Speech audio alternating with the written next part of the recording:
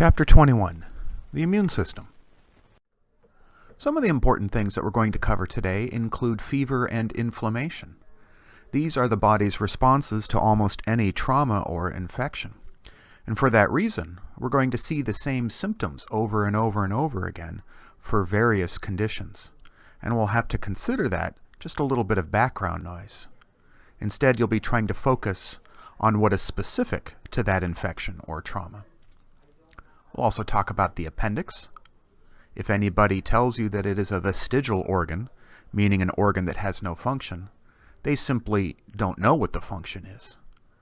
On the other hand, the function is known, and we're going to talk about that function today, and it involves good gut bacteria and diarrhea. We'll talk about the tonsils today. It used to be a lot more common to have tonsils removed, so we'll discuss today why that used to happen and why it doesn't happen so often anymore. One big topic that I'll introduce today is the function of acids in the human body. Next quarter I'll talk about stomach acid, but today I'll talk about the acids on our skin and how those can prevent bacteria and viruses from infecting the human body. We'll talk about molecules called interferons, which can be used to either enhance or inhibit the immune system, depending on which type of interferon we're using. But these chemicals can be used to try and help the immune system fight diseases like cancer or herpes, or even to inhibit diseases like multiple sclerosis or other autoimmune diseases. Lastly, we'll talk about the link between inflammation and heart disease. This is very important because heart disease is the #1 killer in the United States. So we need to figure out how the human body contributes to this disease. To do all of that, we'll first start by discussing some of the major organs of the lymphatic system. Then I'll go a little bit smaller and discuss some of the cells. And then I'll talk about some of the defenses that are on all of the time, ones that don't change very much and protect us from infections. Those will include barriers, such as my skin and mucous membranes, some of our phagocytotic cells, like macrophages and neutrophils, and the processes of inflammation and fever. And lastly, we'll talk about some really small things, some specific proteins that can help fight off bacterial or viral infections. The lymphatic system is made up of two types of structures. There are lymphatic vessels and lymphoid organs. These work together to perform two major jobs. Their first job is to return interstitial fluid back to the bloodstream. When this fluid enters a lymphatic vessel, we begin calling it lymph. Let's review some of the fluids that we are talking about today. Water, plus all of the dissolved molecules in that water found in the bloodstream, is called plasma. When this fluid leaks out of capillaries to surround cells, we then call it extracellular fluid. Cells can use some of the nutrients out of this fluid and dump wastes into it. Much of this fluid was reabsorbed by capillaries, as we learned in chapter, 20? But some of that fluid was not reabsorbed by the capillaries and instead must be collected by the lymphatic system. And when this fluid enters a lymphatic vessel, we then begin calling it lymph. And ultimately, this fluid will be returned to the circulatory system to become plasma once again. Lymphatic vessels are very similar to blood vessels. However, one major difference between the lymphatic system and the circulatory system is that blood in the circulatory system travels in a circuit, hence its name, whereas the lymphatic system only travels in one direction. The lymph is always flowing back towards the heart, never away. The tiniest lymphatic vessels resemble capillaries. They join up to form larger ones, which are very similar to veins, in that they don't have a lot of muscle, but they do contain one-way valves that make sure that lymph only travels in one direction. One major difference, though, between lymphatic vessels and blood vessels is that the lymphatic system contains mini-valves. These are small gates that allow materials into the lymphatic vessels, but not out. These materials could be debris from dead or damaged cells, for instance. Other material that can be absorbed by the lymphatic system includes pathogens, like viruses and bacteria that might have infected the body and are traveling around trying to infect new cells. And it also includes cancer cells, which might be metastasizing from one location to another location. Before we return all of this garbage to the circulatory system, we're going to want to clean it up. And that's the second major function of the lymphatic system, to filter and clean up any debris before this fluid is returned to the circulatory system. That filtration is carried out by the first organ of the lymphatic system, called lymph nodes. Debris from damaged cells, as well as pathogens like viruses and bacteria, can be collected by the lymphatic vessels, but they must travel through a number of lymph nodes before they are returned to the circulatory system. And white blood cells found in those lymph nodes can destroy the pathogens or recycle some of this debris so that it does not enter the circulatory system. These lymphatic vessels will connect to the circulatory system at either the right or the left brachiocephalic vein. Knowing the path of the lymphatic system is useful in tracking the spread of an infection or the spread of cancer. For instance, breast cancer can arise anywhere within the breast, but if it enters the lymphatic system and metastasizes to another part of the body, ultimately those cells could be found in one specific lymph node called the sentinel lymph node. A biopsy of this lymph node could determine whether the breast cancer has spread to other parts of the body or whether it is still contained within the breast tissue itself. And this could make the difference between a lumpectomy, a mastectomy, or more serious chemotherapy to the entire body. The flow of lymph is similar to the flow of blood in veins in that it's under low pressure and relies on the pulsation of nearby arteries and the contractions of nearby skeletal muscles to help push it. And then with the assistance of the valves, that pushing ensures that the lymph only travels in one direction, back towards the heart. This means that with more physical activity, the lymph is going to be flowing more and traveling to more lymph nodes. And as you should be able to determine by the end of this lecture, that would actually be beneficial and improve the efficacy of our immune system. But that wraps up the basics of the lymphatic vessels, and just a tiny little bit about lymph nodes. Next, we're going to consider the components of the lymphatic system that aren't the lymphatic vessels. I'm going to start with diffuse lymphatic tissue. This consists of some basic connective tissue found throughout the body that houses a number of white blood cells that are involved in protecting us from infections. We can find diffuse lymphatic tissue throughout the body, but especially in places where we need protection from infections, like the respiratory and digestive tracts. This connective tissue is usually just a little bit of reticular connective tissue full of white blood cells that forms a structure like this here that we call a lymphatic nodule or a follicle. It's not big enough to be considered an organ, but it is different from the rest of this tissue found in the organ itself. All of the other components of the lymphatic system are big enough to be considered organs, and they all have the same basic components. They have an outer layer of connective tissue that forms a fibrous capsule. It may extend inwards to form trabeculae that divide the organ into different chambers. But most of the lymphatic organ is reticular connective tissue that provides support for white blood cells. And we find these white blood cells in clusters called germinal centers. A lymph node has those basic structures plus a couple of others. There are a number of entrances and exits connected to lymphatic vessels. We find lymph nodes throughout the human body, but there are large clusters of them in these regions here, the inguinal, axillary, thoracic, and cervical areas of the body. Lymph nodes are squishy, so you probably can't feel any of these right now, unless you have an active infection happening somewhere in the body, causing inflammation in these lymph nodes that cause them to swell and become harder.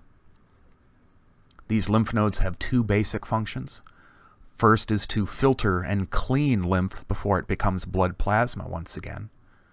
And even if you can't completely clean the lymph, we can identify infections and then alert the rest of the immune system to the presence of an infection in the human body. So we're going to begin mounting our defenses at the lymph nodes quite frequently. Because there are more entrances than exits to the lymph nodes, the lymph will stagnate inside of the lymph node, and this will allow more time for the white blood cells to process whatever is entering each lymph node. When we learn about the functions of B and T cells, this will be very important. We need time to make sure that anything that enters the lymph node bumps into as many of the B and T cells as possible. Ultimately, that fluid will exit from the efferent vessels, and these exit the lymph node at a little area here called the hilus. Other lymphoid organs include the spleen, thymus, tonsils, and Peyer's patches. None of these filter lymph the way that the lymph nodes did, so these have different functions. The spleen is the largest of the lymphoid organs, found on the left side of the body. We've already learned about one of its major functions, and that is to begin recycling red blood cells as they reach the end of their lifespan. The other major function of the spleen involves the immune system. White blood cells can proliferate in the spleen, and they can also monitor blood entering the spleen to look for infections or cancer cells. These two major functions are carried out in the two different parts of the spleen, called red pulp and white pulp. Red pulp is where the red blood cells are being broken down and recycled. Platelets can also be stored here. The white pulp, shown in these little nodules over here, are where the white blood cells are located. Now you may ask, why doesn't it look white on this microscope picture? And that's because we stained all of the nucleuses purple with one of our stains.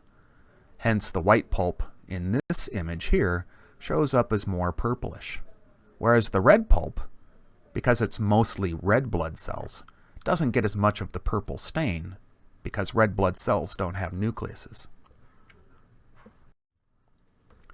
If the spleen were to be removed, the two major problems that a patient would have would be difficulty in regulating red blood cell numbers and a diminished immune response, the latter of which can be compensated for with vaccines, especially the flu and meningococcal vaccines. Next up is the thymus. To take a look at the thymus, we really need to look at a very young individual, such as this fetal cadaver here. The thymus is a large organ when we were a fetus, overlying the heart, but as we get older, it slowly atrophies. It used to be thought that it completely disappeared or was converted into scar tissue. However, we now know that it does maintain a little bit of activity throughout adulthood. Next, we have malt and tonsils, which serve similar functions. They act as lookout towers. They can't filter anything, but they can spot an infection and then alert the rest of the immune system of that infection. MALT stands for mucosa-associated lymphatic tissue. This includes a few lymphoid organs such as the tonsils and the appendix, as well as some of that diffuse lymphatic tissue that I discussed earlier, specifically the diffuse lymphatic tissue found in our mucous membranes. This includes the Peyer's patches found in the intestines and nodules found within the respiratory tract. all of this tissue serves the same basic function. We have a number of white blood cells found in areas where we are likely to first be exposed to viruses and bacteria, including the oral cavity, the digestive tract, and the respiratory tract. The Peyer's patches were diffuse lymphatic tissue in our intestines that were given a specific name. They have a bunch of reticular connective tissue that helps to house a bunch of white blood cells. These can destroy some of the bacteria that are found in the food that we eat that make it past the stomach. But one of their major functions is to simply identify those bacteria and alert white blood cells found in the rest of the body of a potential infection. The appendix is a specialized organ found attached to the colon, and its major job is to house good gut bacteria. We have a number of good bacteria found along the length of the colon, but it's possible to get an infection with a bad bacterium, such as C. diff. One of the body's defenses against bad bacteria colonizing the colon is to trigger a bunch of fluid flowing into the colon to cleanse it. This is known as diarrhea.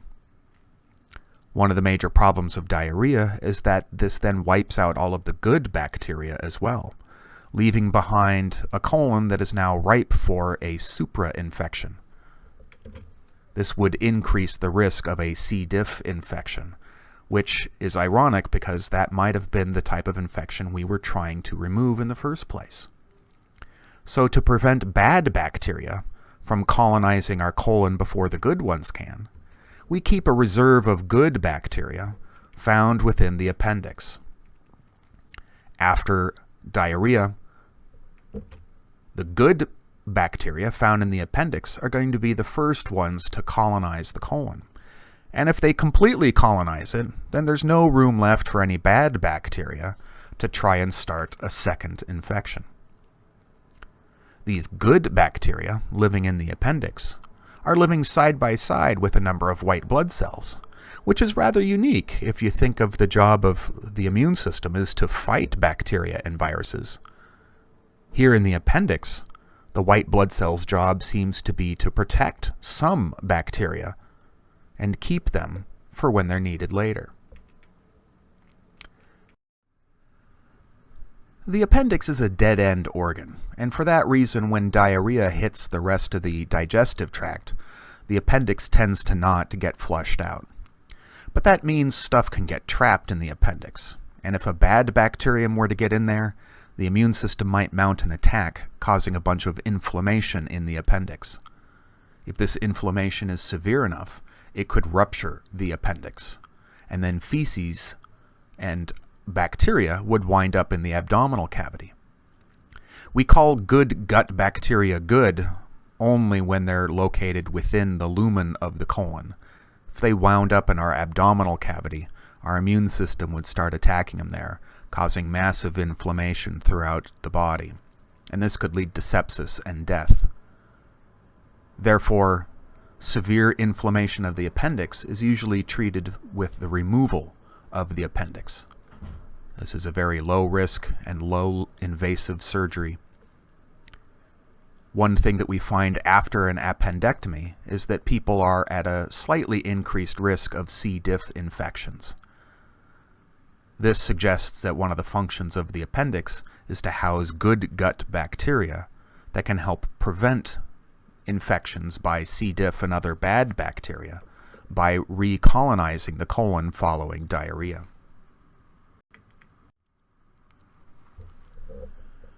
Next are the tonsils, which are also little dead-end organs found surrounding the oral cavity.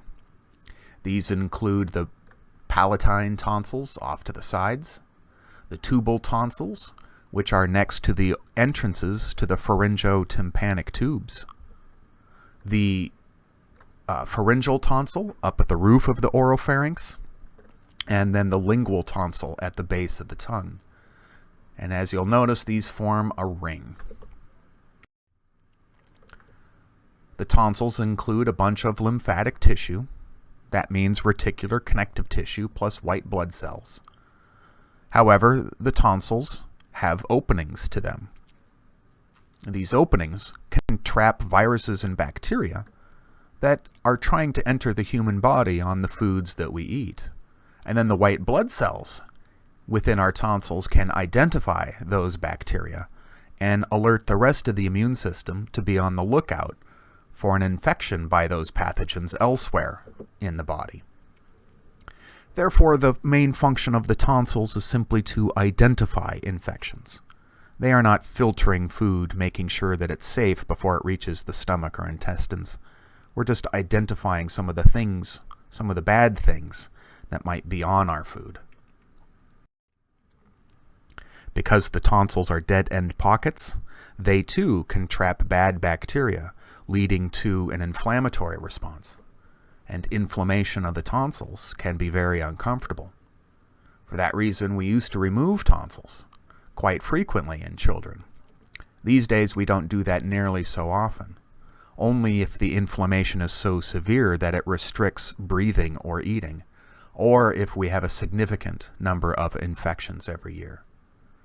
And the reason that we do this is that every time a child undergoes surgery, there is a small risk of death or other complications from the anesthesia that's used.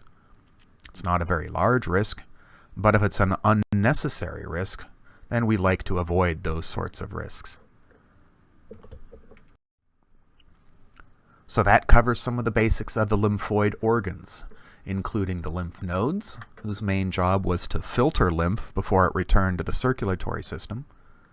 The thymus, which I haven't talked much about yet because we haven't learned about T cells. The spleen, which had two major jobs: breakdown of red blood cells happening in the red pulp, and proliferation of white blood cells in the white pulp. And then we also talked about MALT, which was a number of different things, including the tonsils and the appendix. Now we're going to switch directions and begin discussing the immune system. There's significant overlap between the immune system and the lymphatic system. Many of the cells of the immune system live within the lymphatic system.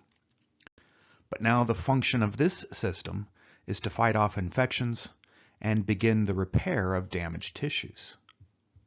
The immune system includes a number of barriers, such as our skin and other membranes, as well as a few special cell types that we've already learned about in Chapter 18, so we'll need to add just a little bit about them. It also involves the inflammatory response and a few smaller things in the form of proteins that can help to fight off infections. After we're done with the innate defenses, we'll move on to the adaptive defenses, or the lymphocytes. But those are going to be a bit more complex. The innate defenses respond very quickly, and they can do this because they don't change. So they're going to function the same way every time. Our skin and mucous membranes are always there, always providing the same sort of barrier. And many of the cells of the innate defenses don't change. They work the same way every time. This will be in contrast to the lymphocytes, or the adaptive defenses.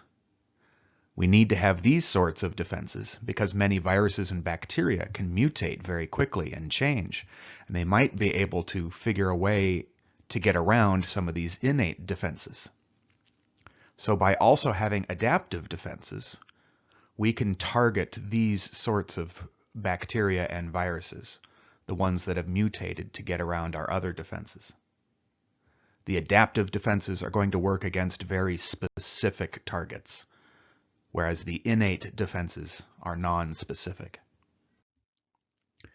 When I say non-specific, I mean that these defenses tend to work against any bacterium or any virus or any protist, whereas lymphocytes might be specialized at fighting the H1 of the H1N1 virus, and another cell might target the N1 of the H1N1 virus, and I've got yet another cell that fights H2 of H2N9. And then it would take a different cell to fight measles and another one for SARS, etc. The innate defenses include barriers at the surface of the body, including skin and mucous membranes, as well as internal defenses, which will include a few cells, a few proteins, and a few specific processes that we'll cover. The adaptive defenses, on the other hand, are the lymphocytes, the B and T cells. One thing to keep in mind before we start is that it's going to take me twice as long to discuss the function of our adaptive defenses. I don't want you to think that that makes them twice as important as these innate defenses. In fact, the two work together. Because the innate defenses don't change, it would be possible for viruses or bacteria to mutate to get around these defenses. Our skin and some of our cells, like neutrophils, might do a pretty good job of killing off most of these bacteria, but a few little mutants might be able to sneak by and begin replicating.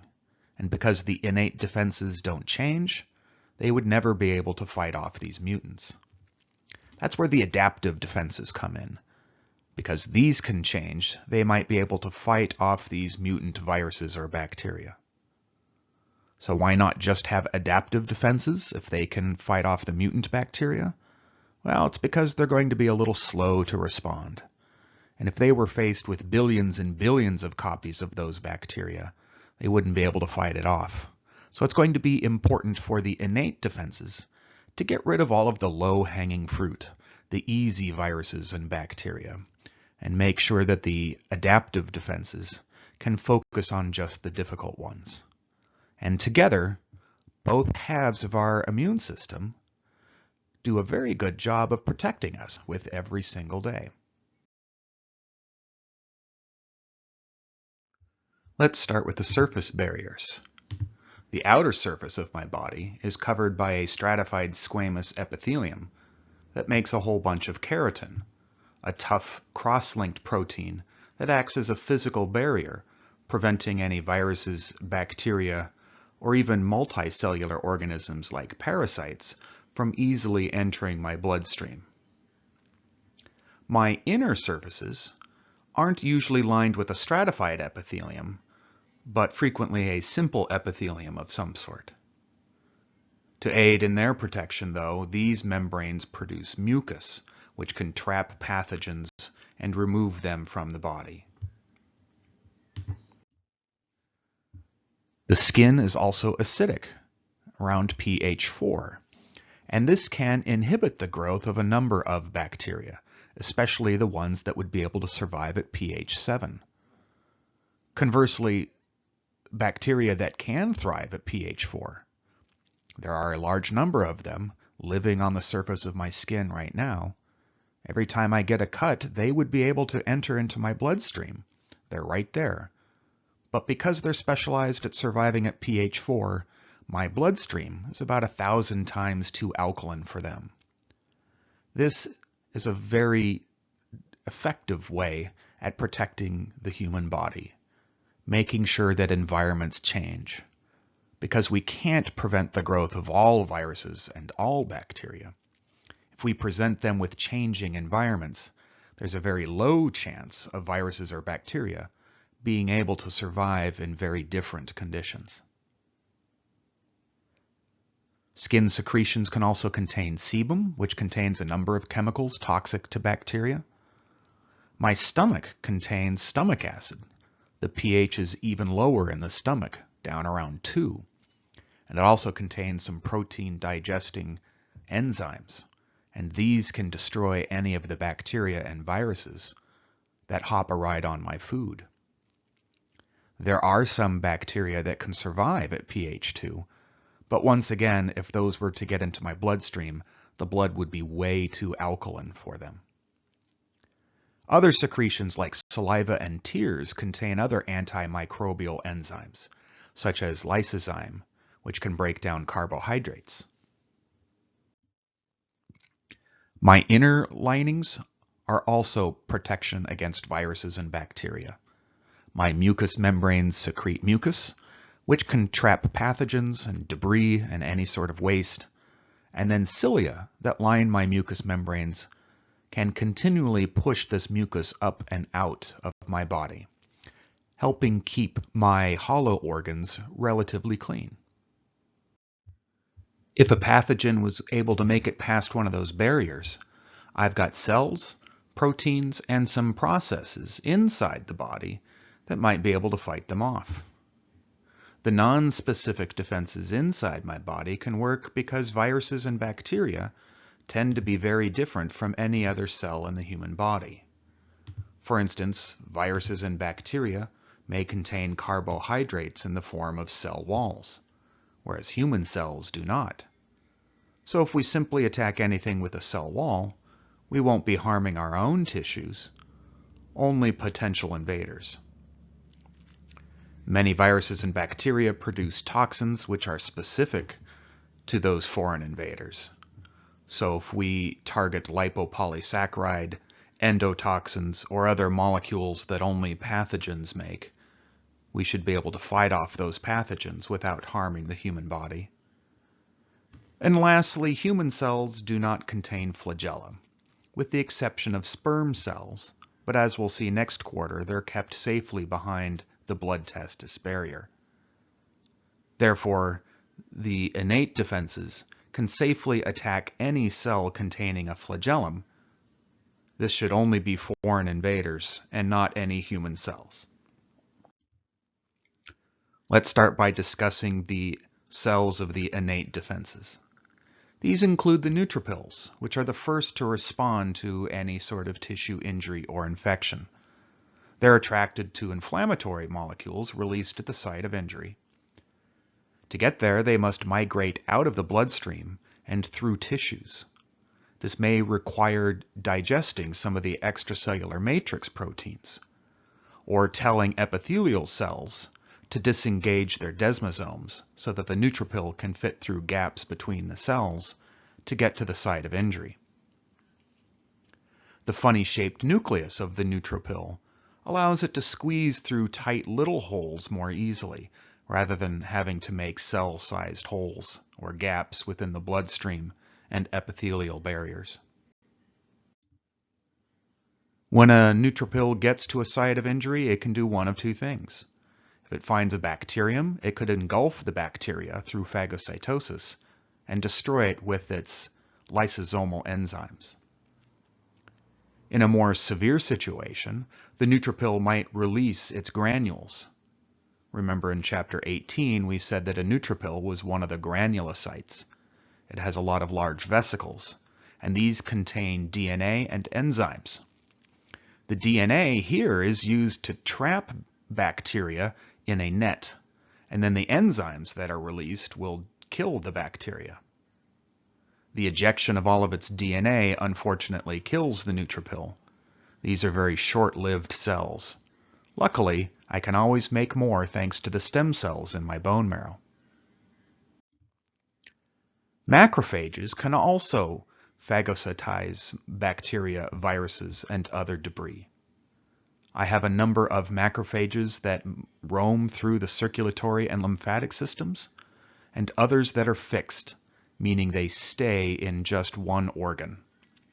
For instance, Kupffer cells are found only in the liver, microglia only in the brain, and Langerhans cells only in the skin.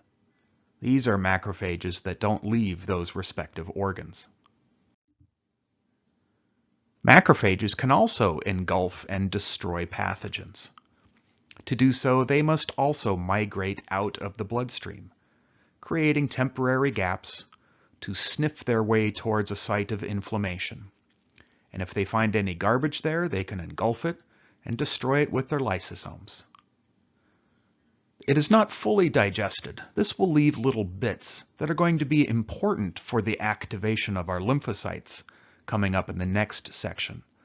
So don't forget about the macrophages just yet. So those were the phagocytotic cells and some non-specific barriers. Let's move even smaller and talk about a couple of antimicrobial proteins, including complement, interferons, and CRP.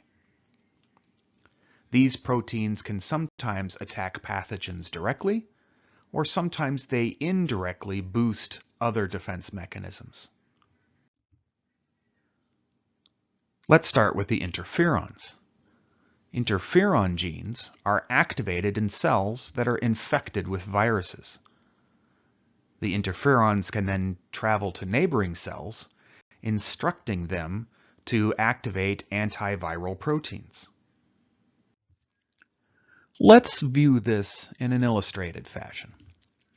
A virus can infect one of our cells, but our cells can recognize when they're infected by the presence of DNA in the cytoplasm.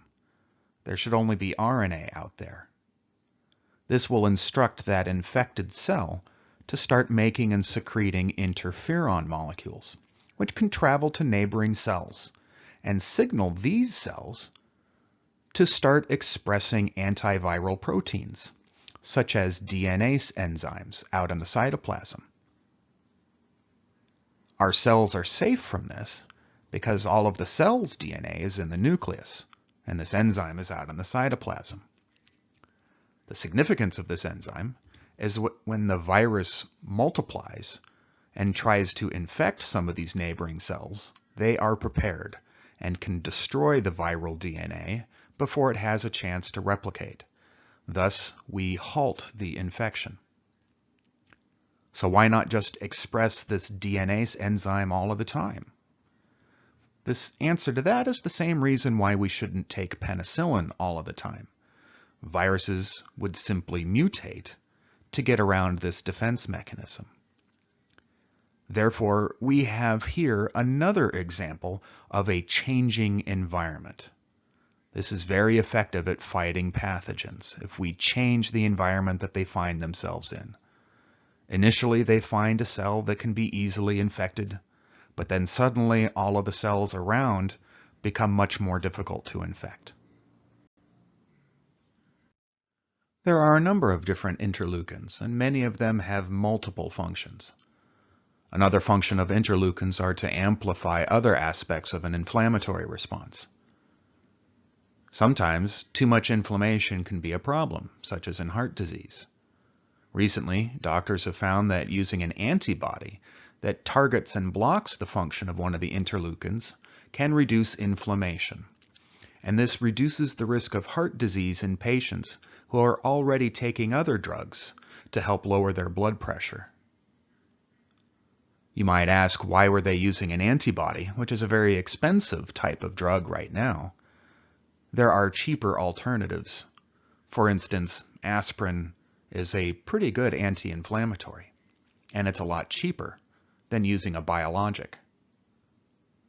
The doctors and scientists involved in this study wanted to use this particular drug because it was strictly an anti-inflammatory, whereas aspirin also has antiplatelet effects, which can lead to blood thinning and reduced blood pressure. Nevertheless, this illustrates the importance of keeping chronic inflammation under control in such diseases as heart disease. Next is complement, which is 20 or so proteins that float around in the bloodstream. These proteins can be instructed to come together, insert themselves into the cell wall of a bacteria or a virus, forming a pore that allows water to move passively. Viruses and bacteria are full of proteins and DNA. There's not much space in there for anything that isn't useful. Hence, they are full of solutes, and water would be attracted to the inside. As water enters this virus or bacteria, it causes the virus or bacteria to swell until finally its cell wall cannot contain the pressure anymore, and it explodes. And we call this form of cell death lysis, or exploding the cell through water pressure.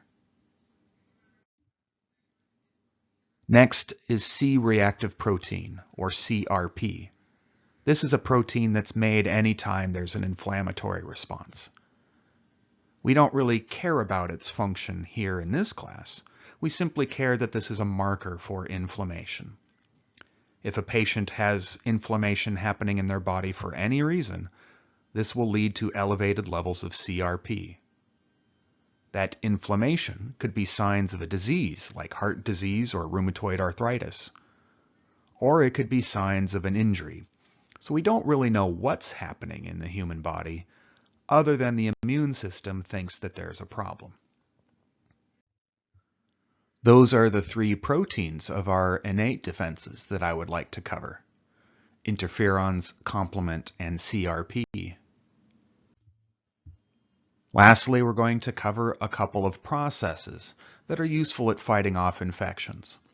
And the first should be a review for you: inflammation. Any damaged tissue can release inflammatory molecules, which include prostaglandins, cytokines, which we'll learn about in a moment, and even complement can activate inflammation. These are released by injured tissues, which can attract white blood cells to the area, and a number of white blood cells can, in turn, release more inflammatory molecules. This is, of course, a positive feedback loop. The four hallmarks of inflammation included redness, heat, swelling, and pain. Redness occurs after inflammatory molecules released from the damaged tissues diffuse towards nearby blood vessels, triggering vasodilation leading to the area and vasoconstriction exiting the area. This increased amount of blood trapped in this area makes it appear red. With the increased amount of blood here, this increases the amount of nutrients that are going to be available when we try and repair any injury.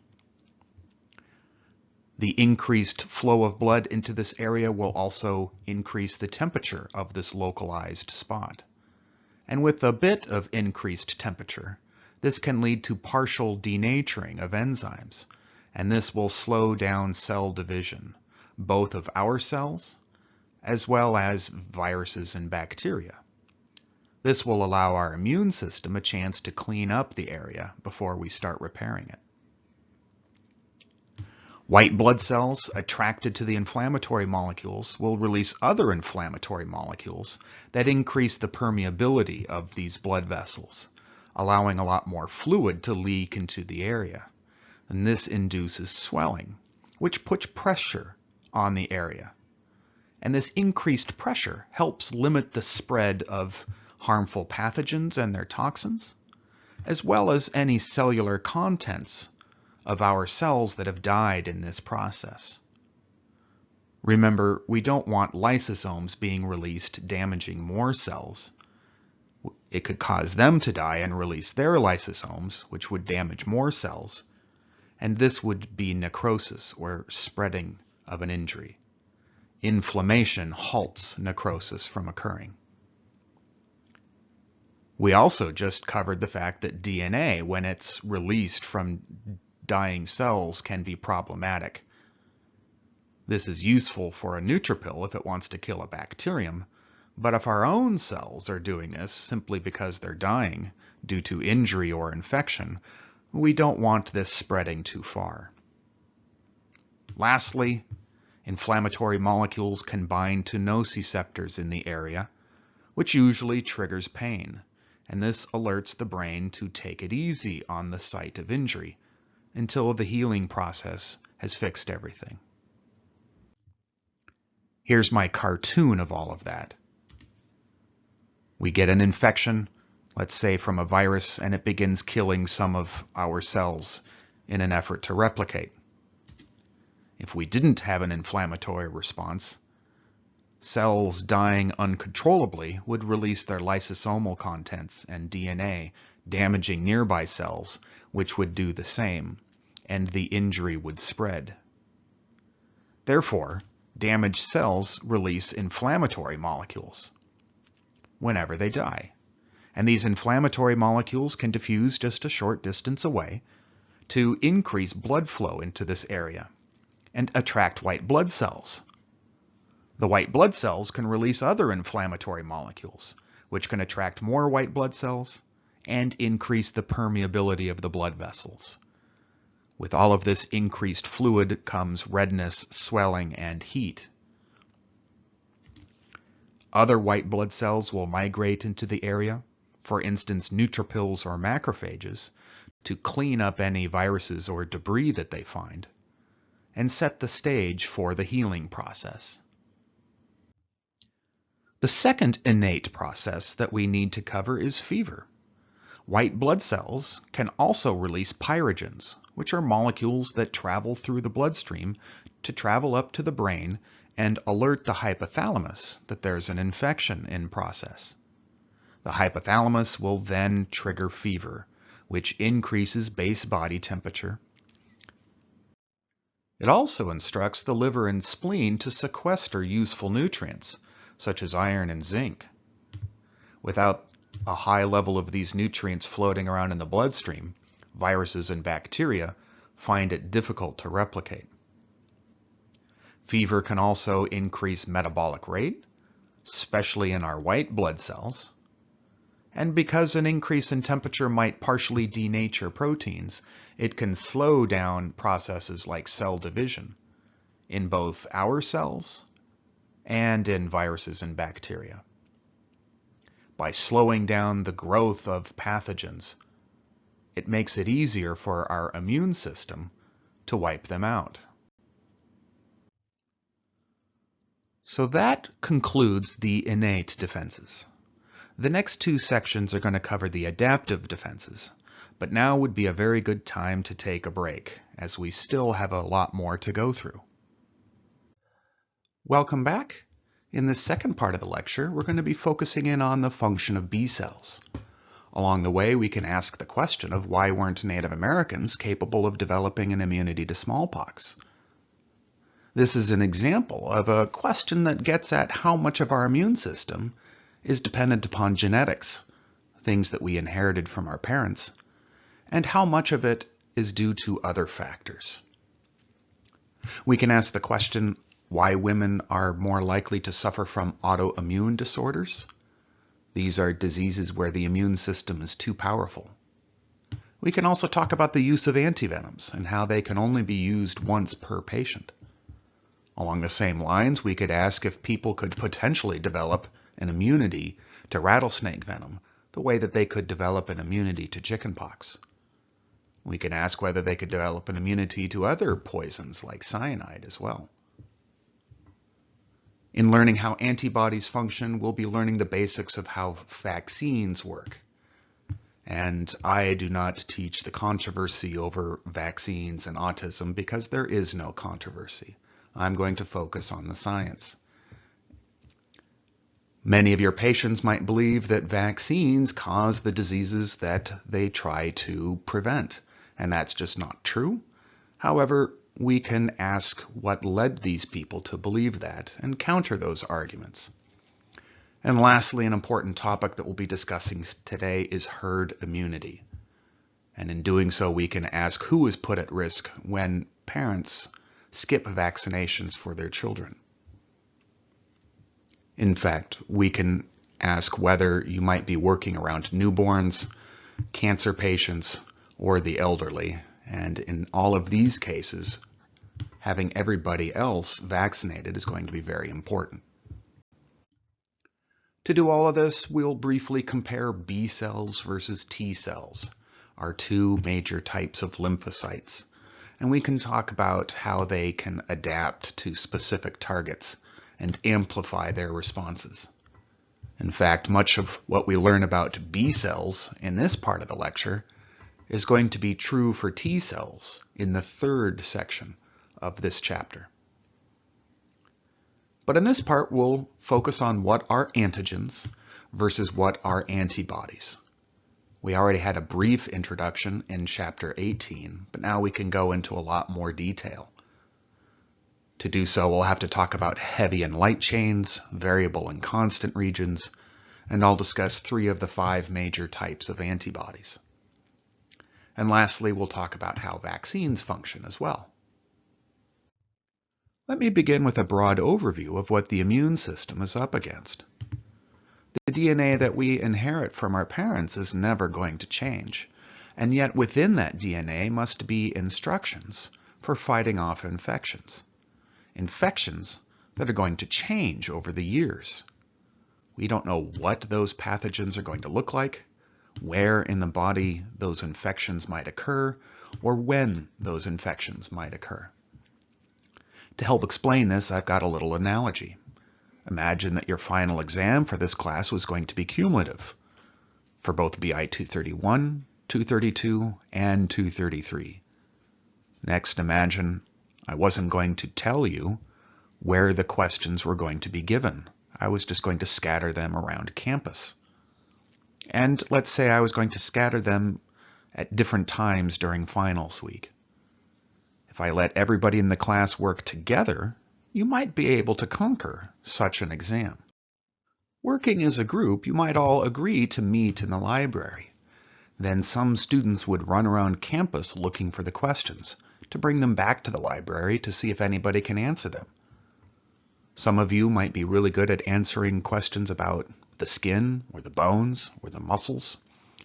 And so any questions relevant to that one specific topic would go to you.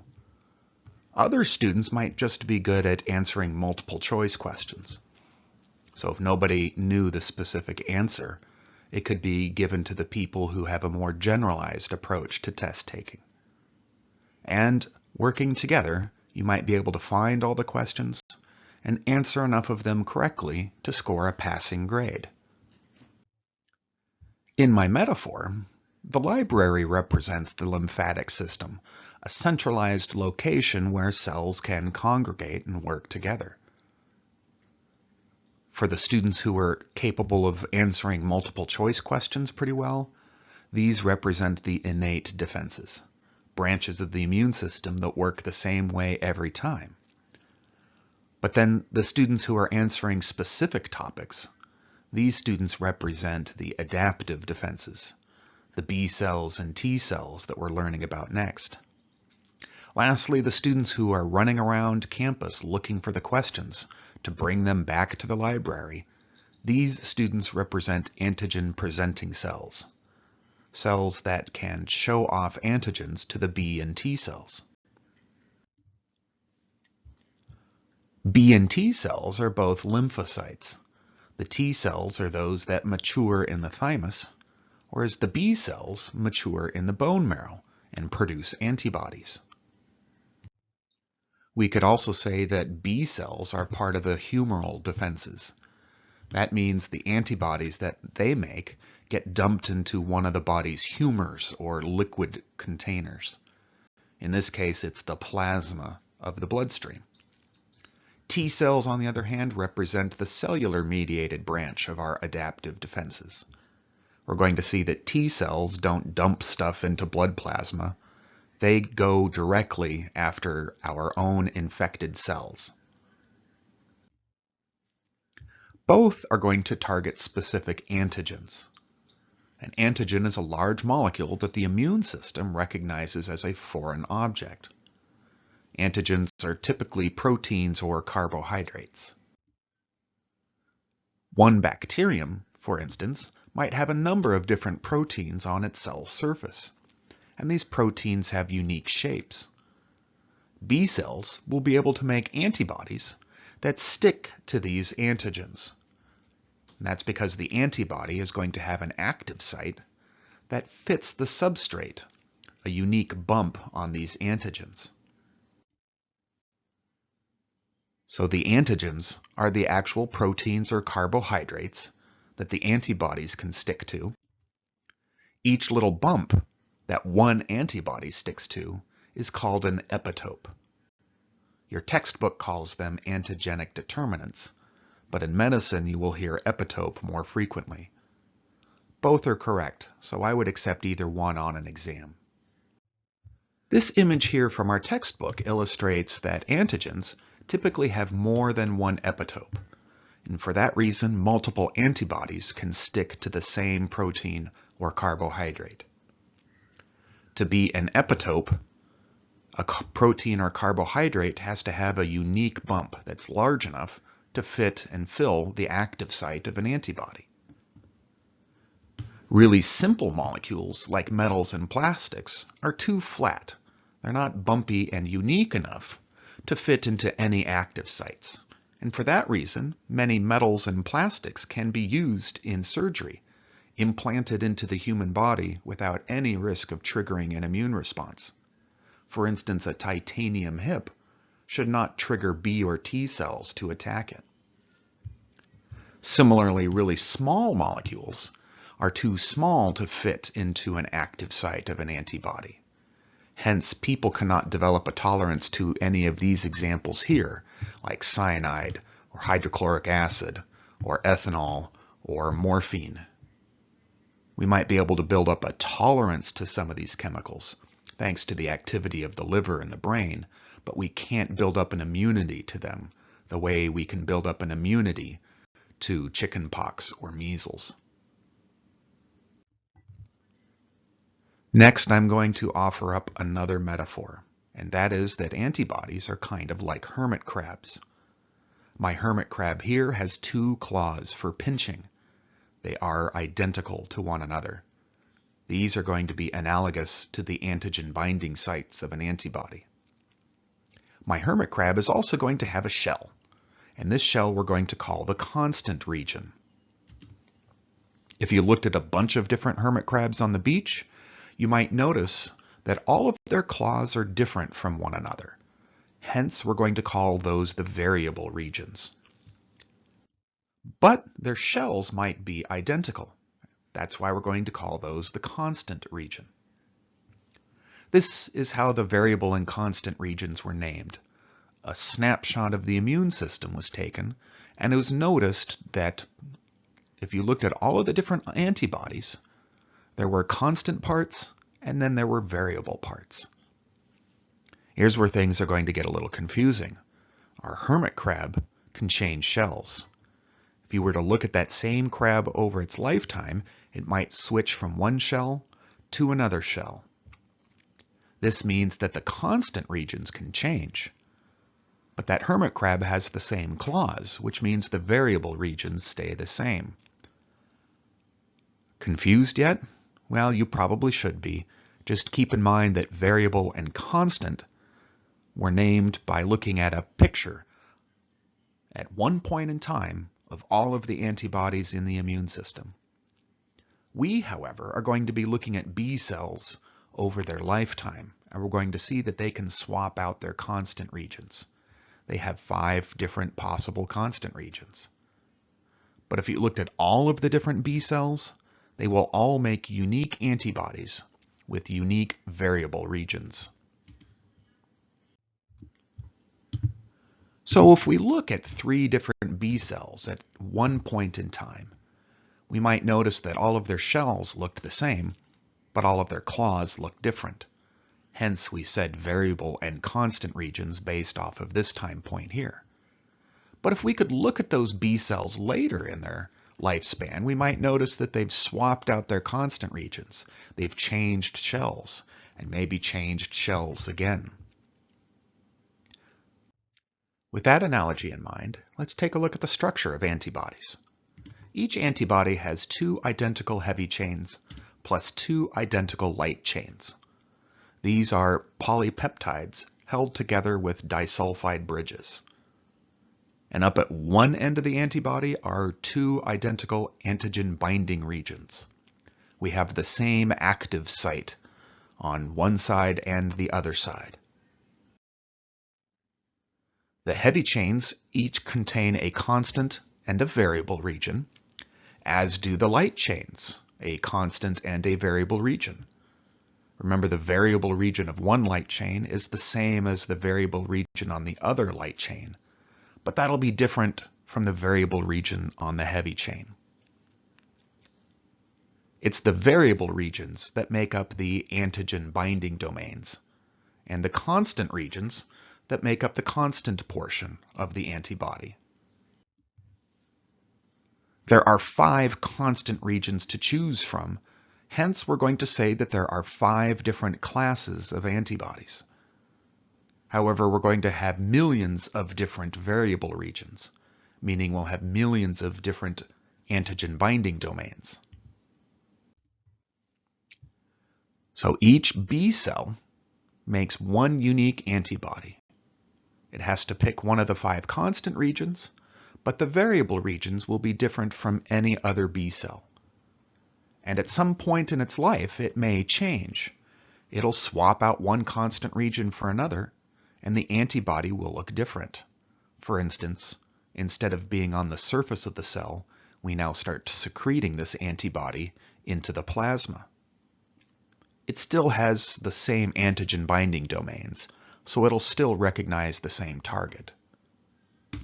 And we might see a further swap in those constant regions that will change how these antibodies look.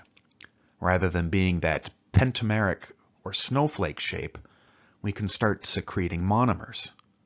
But in all three instances here, even though we've changed the constant regions, which makes the antibody look a little bit different, the variable regions are the same. It's always recognizing the same antigen.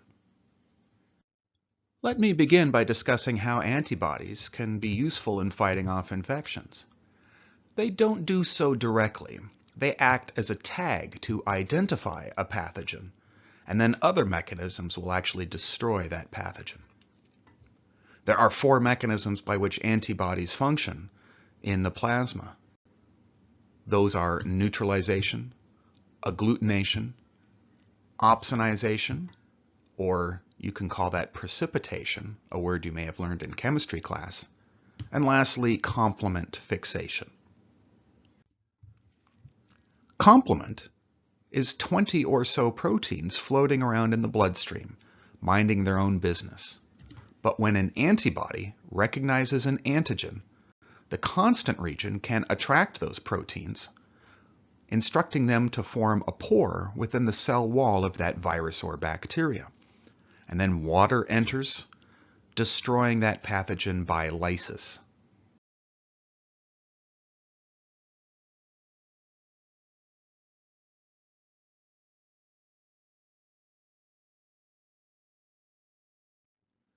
Next is neutralization. Antibodies are going to stick to antigens, which are proteins or carbohydrates on the surface of bacteria and viruses. And these molecules serve important functions for those pathogens. They aren't just there for show.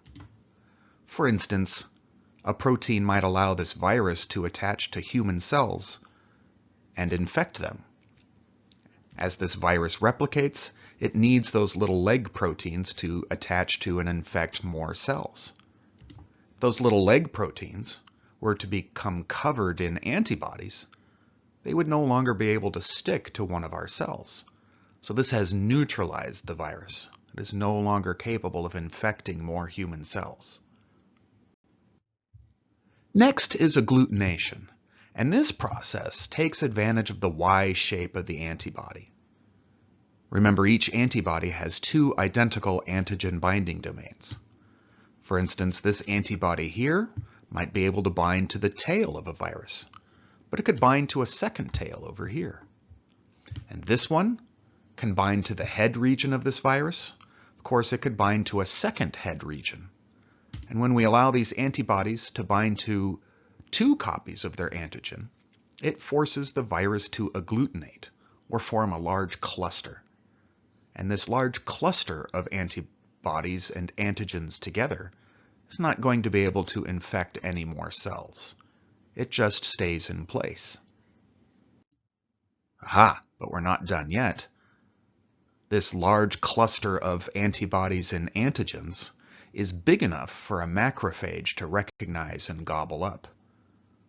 Macrophages can't recognize specific viruses and bacteria, but when they're all clustered together by antibodies, they look like cellular debris, and that's going to be a trigger for this macrophage to engulf them and destroy them with lysosomes.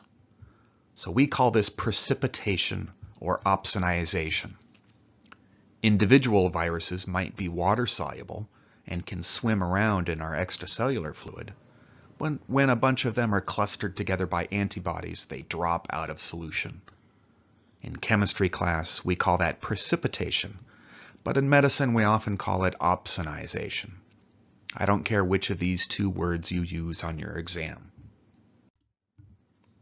Here are some more pictures of agglutination. Here we can see a bunch of bacteria being clustered together by these antibodies. And of course, I stole this picture over here from chapter 18, where we were using antibodies to identify people's blood types. If we had an antibody against a specific antigen on our red blood cell, it would stick to that antigen and cause those red blood cells to agglutinate, or form a gelatinous material rather than a liquid material. Just for fun, a recent genetic analysis of people with schizophrenia identified one of the complement proteins as the most common gene mutation that increased the risk of developing schizophrenia. This baffled researchers because complement is in the blood, whereas schizophrenia affects cells on the opposite side of the blood-brain barrier. Further research discovered that this complement protein, when it was inside the brain, helps target specific dendrites and axon terminals for destruction by microglia, and that if too much destruction of these dendritic spines occurred within the prefrontal cortex, it could lead to schizophrenia. So those are the four mechanisms by which antibodies can help fight off infections, as well as the basic structure of antibodies. The 2 heavy chains and 2 light chains, which were not the same thing as the 2 antigen binding sites, or the 2 variable regions plus the 2 constant regions. So make sure you don't get those things confused.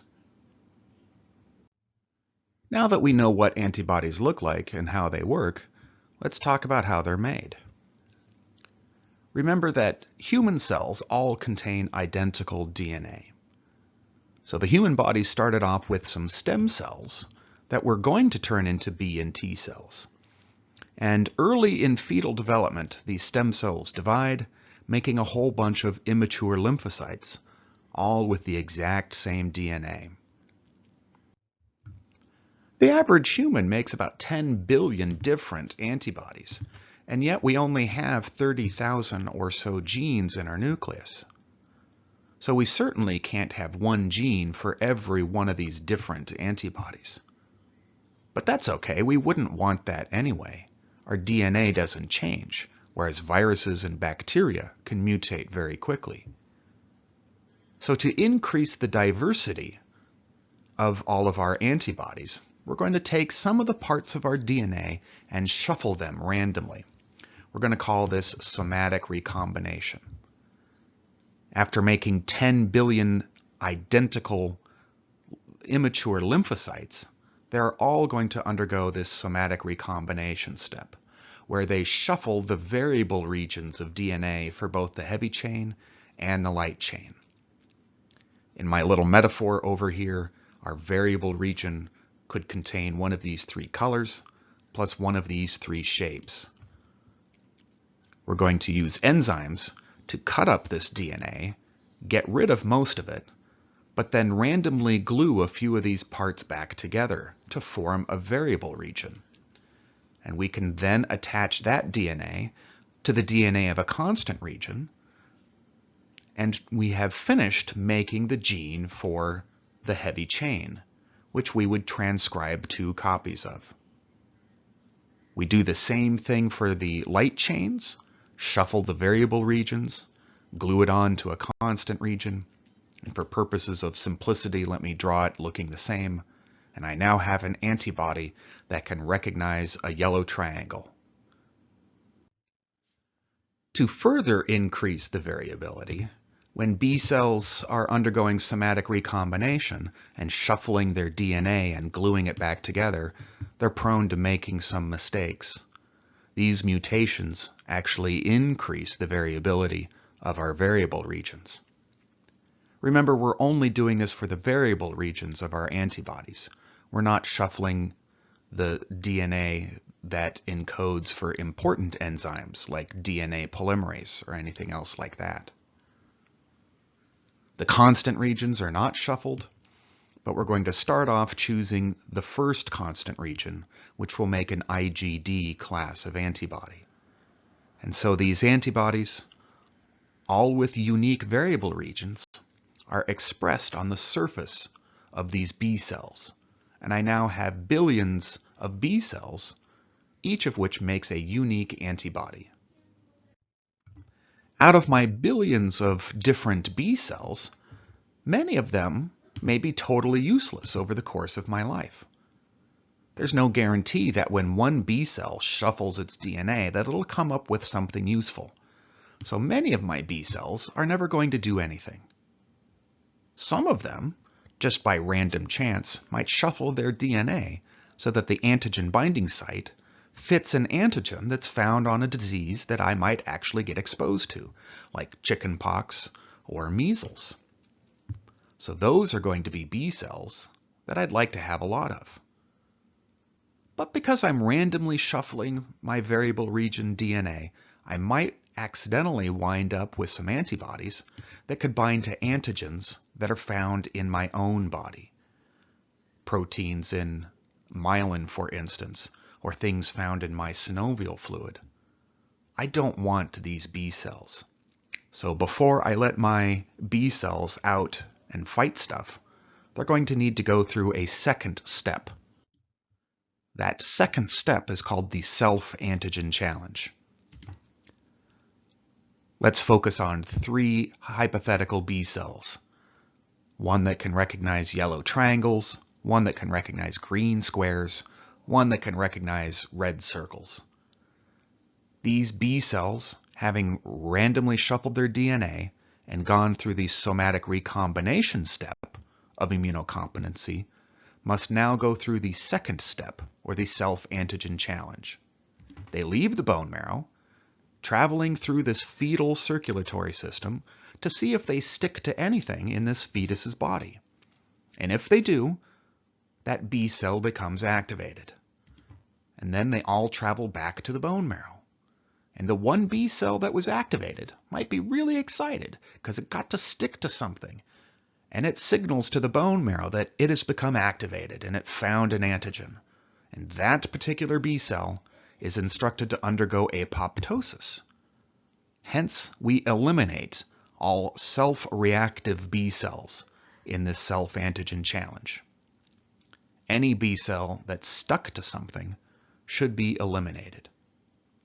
It's therefore very important that the only thing in this fetus's body should be fetal cells. We would not want this fetus to become infected with chickenpox, for instance. Chickenpox can do a lot of harm to a developing fetus, but if we focus on just the immune system, if this fetus did get infected with chickenpox at this stage, any of the B cells that could fight off chickenpox would be eliminated because the bone marrow would assume they got activated by self-antigens. These cells don't know the difference between a self-antigen and a non-self-antigen at this point. They just know whether they stuck to something or didn't. That fetus, if it wasn't killed by the chickenpox, if it was born, that baby would never be able to fight off chickenpox or develop an immunity to chickenpox because it would have no antibody-producing cells that could recognize chickenpox antigens. For all of the other B cells who shuffled their DNA and didn't stick to anything, they would then be allowed to exit the bone marrow and travel to the lymphatic system and just wait. They're going to wait for their one particular antigen to show up someday. We would now call these naive but immunocompetent B cells. They're naive because they haven't actually seen anything yet, but they are immunocompetent.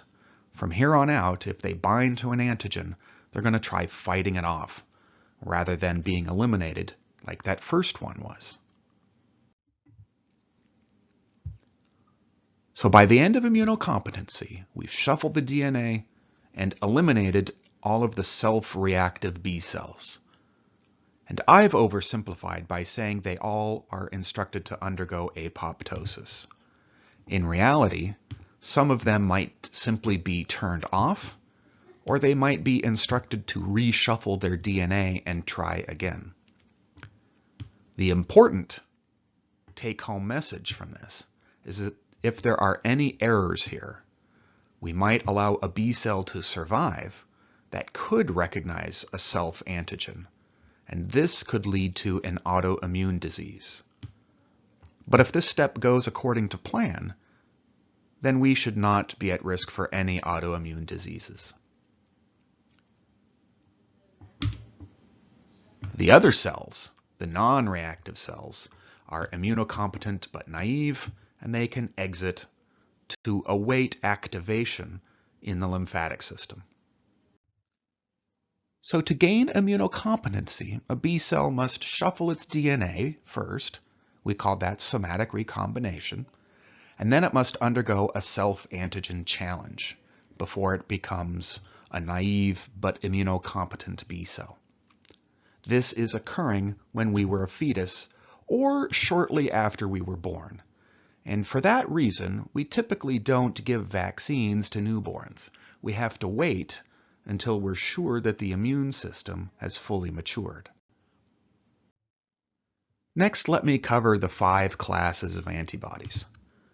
Every B cell has the DNA instructions for making all 5, but they're just going to choose which constant region to express at any given time. We've already been introduced to the IgD class of antibodies. These are ones that are expressed on the surface of B cells. It's important for a B cell to remain connected to its antibody when it's undergoing the self-antigen challenge. That B cell needs to be right there to know that the antibody has stuck to something. Later, though, during a primary immune response, B cells are going to secrete antibodies so that they can travel freely around the body through the plasma. The ones that are going to be secreted during a primary immune response are going to be IgMs, and the ones secreted during a secondary immune response are primarily IgG class of antibodies. There are 2 others that I won't have much time to discuss. IgA antibodies are expressed in places where viruses and bacteria actually survive. So it seems that IgAs may assist in keeping certain good bacteria thriving in places like my saliva or in my appendix. Lastly, the IgE class of antibodies are those secreted during allergic reactions, and these will trigger the release of histamines and cause symptoms that are commonly associated with allergies. At this point, our naive B cell is hanging out somewhere in the lymphatic system, maybe in a lymph node up in the neck area. And it's just waiting to bump into the one antigen that it can stick to. There's 2 ways that this could occur. That antigen could randomly travel there. Remember, the lymphatic system had mini valves in the sides of the lymphatic vessels. And that means if a virus has infected me, some of those virus particles may wind up in a lymphatic vessel and travel towards a lymph node, in which case this B cell would have a chance to stick to it. But if we don't want to wait for random things to occur, a cell type known as an antigen-presenting cell might grab a hold of an antigen and travel purposefully to a bunch of different lymph nodes, showing off this antigen to a number of different B and T cells. So these are the 2 main ways that a B cell will come into contact with its antigen. When that happens, the B cell will become activated. So the antigen challenge means that the B cell's antibody sticks to its antigen. That antibody is on the cell surface of that B cell, and so we're going to activate that B cell. This activated B cell will first make a bunch of copies of itself by undergoing mitosis. All of these clones have the exact same DNA. There's no more reshuffling of the DNA, so all of the clones make the exact same antibody. But then they're going to swap it out for a different constant region. So we're going to undergo an antibody class switch. If this is the primary immune response, we're switching from an IgD to an IgM class of antibody. Going back to the 3 lymphocytes that we've been following, our first one had been removed by apoptosis, and now our third one is undergoing the activation step. It is bound to its antigen, It then undergoes mitosis, making a bunch of clones of itself. And many of these clones will swap out the constant region and start secreting an IgM class of antibody. The antigen binding domain of these secreted antibodies is the same antigen binding domain of the one that we started with up here. It's just the constant region is different, which allows for this antibody to dissolve in the blood plasma and travel throughout the circulatory system and lymphatic systems looking for more versions of this antigen. And if they find it, they can then neutralize it, agglutinate it, opsonize it, and affix complement to it as well. B cells that become activated will differentiate into a plasma cell. These cells look a little bit different from the naive B cell. The naive B cell was just kind of a random looking lymphocyte with the nucleus and a little bit of cytoplasm.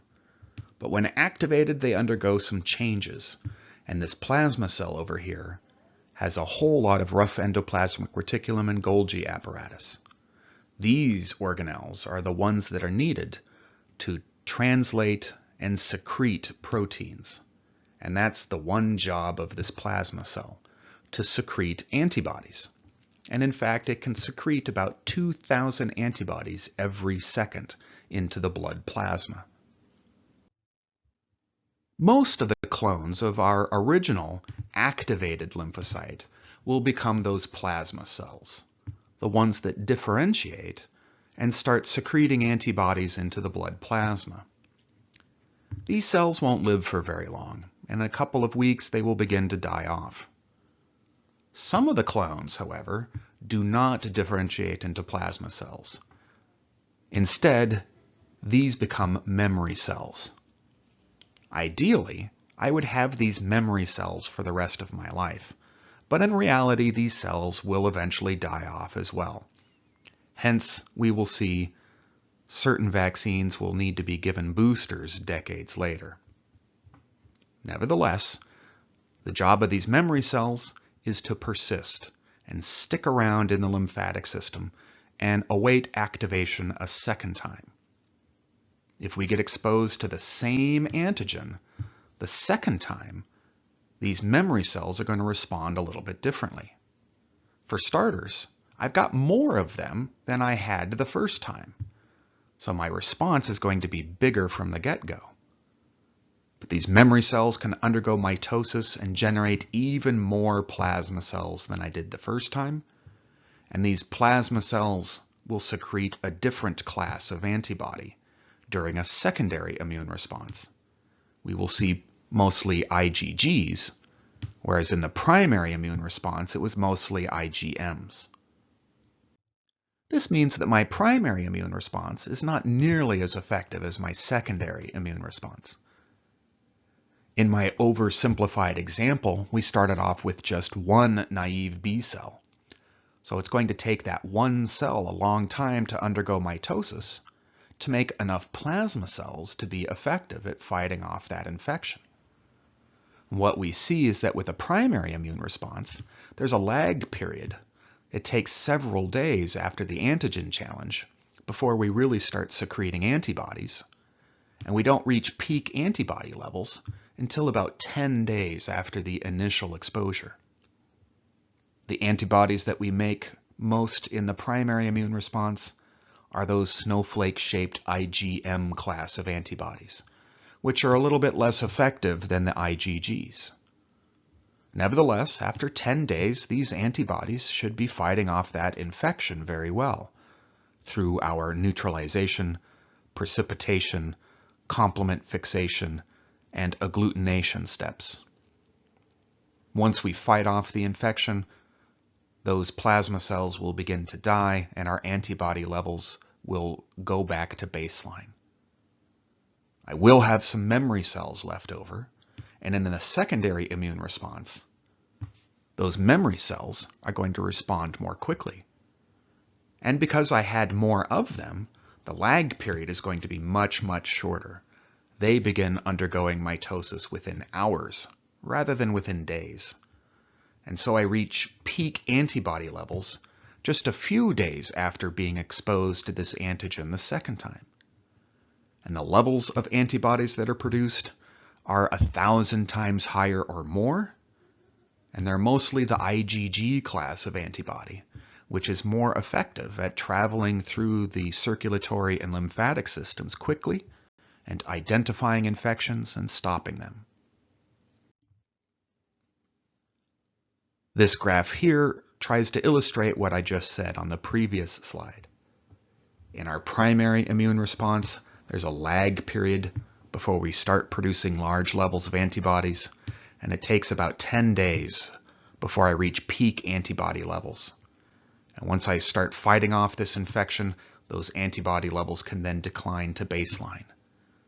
I am then left with memory cells, so that if I get exposed to the same antigen a second time, maybe that's a week later, you got the chickenpox, you passed it on to your sister can't pass it back to you once you're healthy again. And that's because you've got memory cells for those same antigens. And those memory cells will divide more quickly, and when you get exposed the second time, your antibody levels will be thousands or tens of thousands times higher than they were during the primary immune response. Hence, your immune system is going to be much more effective at fighting off the chickenpox the second time. In fact, it'll fight off that infection before you develop any pox. Hence, you would say that you are immune to the disease. You did get infected with it a second time, but that infection didn't cause any noticeable symptoms. Hence, we say immune. And we'll keep going through this secondary immune response for every subsequent infection with the same antigen. So next year, or 10 years, or 30 years down the line, if you get exposed to chickenpox, assuming it hasn't mutated somehow, you'll still be able to fight it off very effectively, thanks to those memory cells. Here's yet one more way of illustrating memory cells. I started off with a naive B or T cell. When it gets exposed to the antigen the first time, it starts copying itself, making clones. Some of those clones become memory cells, the rest become plasma cells, which secrete antibodies and fight off the infection. Those plasma cells don't live for very long. The memory cells, on the other hand, will live for decades and wait to be exposed to the antigen a second time. And when that occurs, they will respond more quickly and more effectively. I'll make lots more plasma cells. Each plasma cell will make more antibodies, and those antibodies will be more effective. This is why we vaccinate. If you don't want to go through polio once just to develop an immunity to it, you could expose yourself to polio antigens. This would cause all of those same B cells to undergo the primary immune response and leave behind memory cells, so that if you did ever get exposed to polio, you would fight it off with a secondary immune response rather than the primary immune response. And that is how vaccines can prevent disease. They expose us to the same antigens that those diseases have, and get our immune system to go through the primary immune response. We amplify every B cell that can recognize those antigens, and they will leave behind memory cells. This spares us the symptoms of the actual disease while still giving us those memory cells, so that if we get exposed to that disease later in life, we can fight it off much more effectively with a secondary immune response. Vaccines work because our B cells have no idea whether an antigen is just floating around or whether it's attached to a virus or bacteria. And they respond the same way, by undergoing the primary immune response. So if our vaccine simply contains antigens, it will activate B cells the same way that they would have had they been exposed to that disease. They will replicate and release inflammatory molecules. Those inflammatory molecules can cause some pain, especially at the site of the injection, as well as triggering a mild fever and a slight increase in mucus production. These symptoms that your patients might experience following a vaccine shot are symptoms caused by the immune system. They are not caused by the disease. And furthermore, should be a lot milder than the symptoms caused by the disease, even the same ones. And that's because in a vaccine, there are a finite number of antigens. Whereas a virus that contains the same antigens replicates inside your body. So your immune system has to fight a moving target, one that is increasing in size.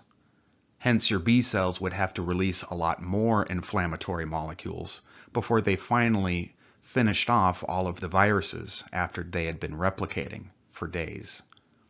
That means the virus would have triggered more inflammation, a much higher fever, and a much larger amount of mucus. It's the immune system causing those symptoms, but it would take a much larger amount of those to fight off an actual live virus. What's more is that viruses and bacteria damage human cells, either with toxins that they produce or simply in the process of replicating themselves. So an infection can lead to cell death. Vaccines never cause cell death that way. So many diseases can cause symptoms that you would never see with a vaccine. For instance, people who get vaccinated against polio don't get a little bit of the paralysis that polio would cause. They get none of that because they're not exposed to the toxin that causes death of neurons. What's more is that many diseases, when they infect us, can really tire out the immune system before the disease is wiped out. And that can lead to opportunistic infections. For instance, a bad case of the flu might allow a few of those pneumococcus that are living in our throat and lungs to suddenly have a heyday. Now that the immune system was distracted by flu, the pneumococcus can start to divide, giving us pneumonia.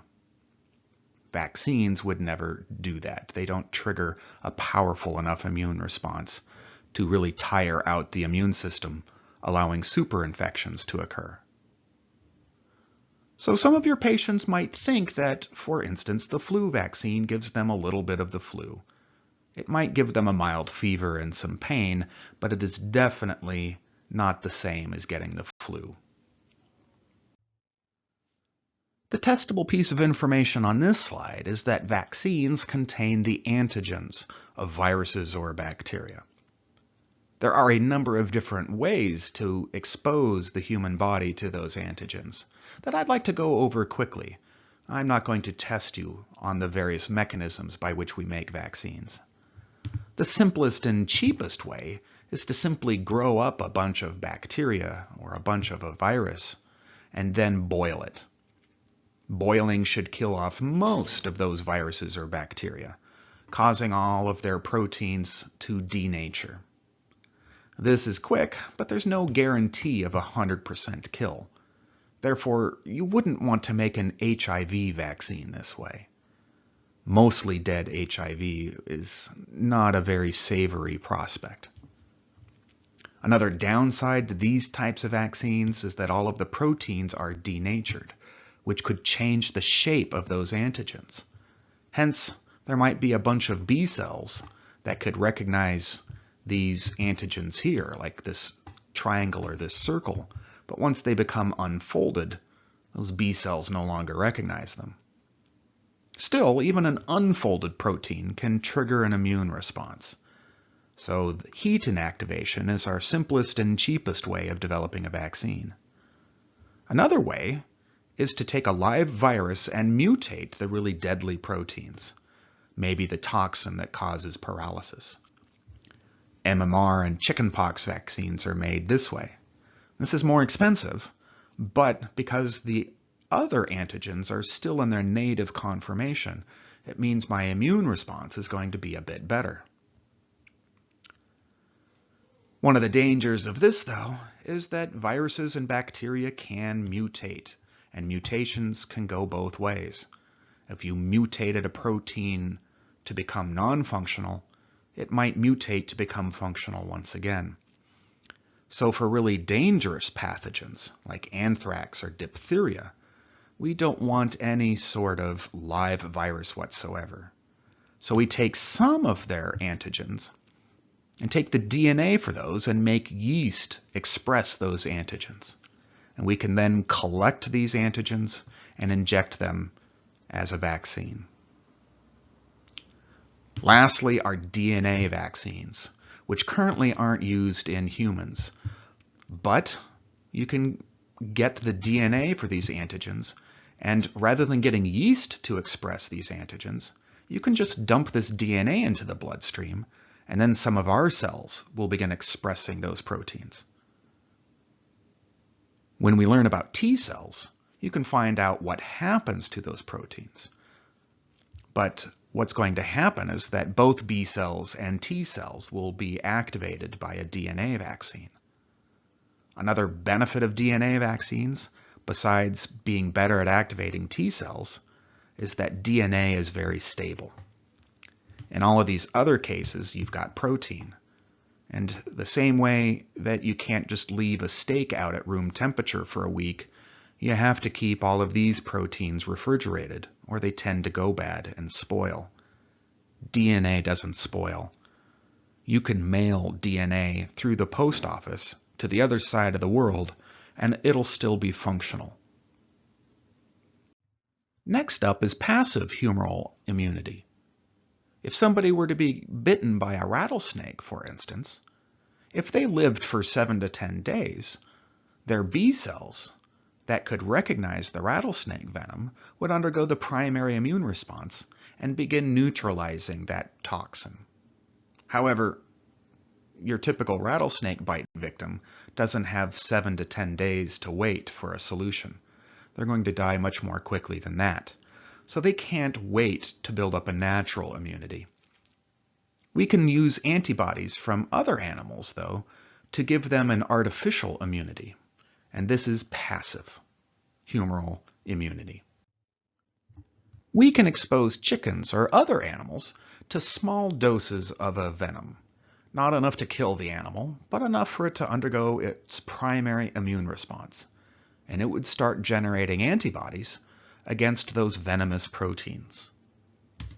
Then if a person were to be bitten by the same venomous animal, we could extract the antibodies from the plasma of this chicken and inject them into the bite victim.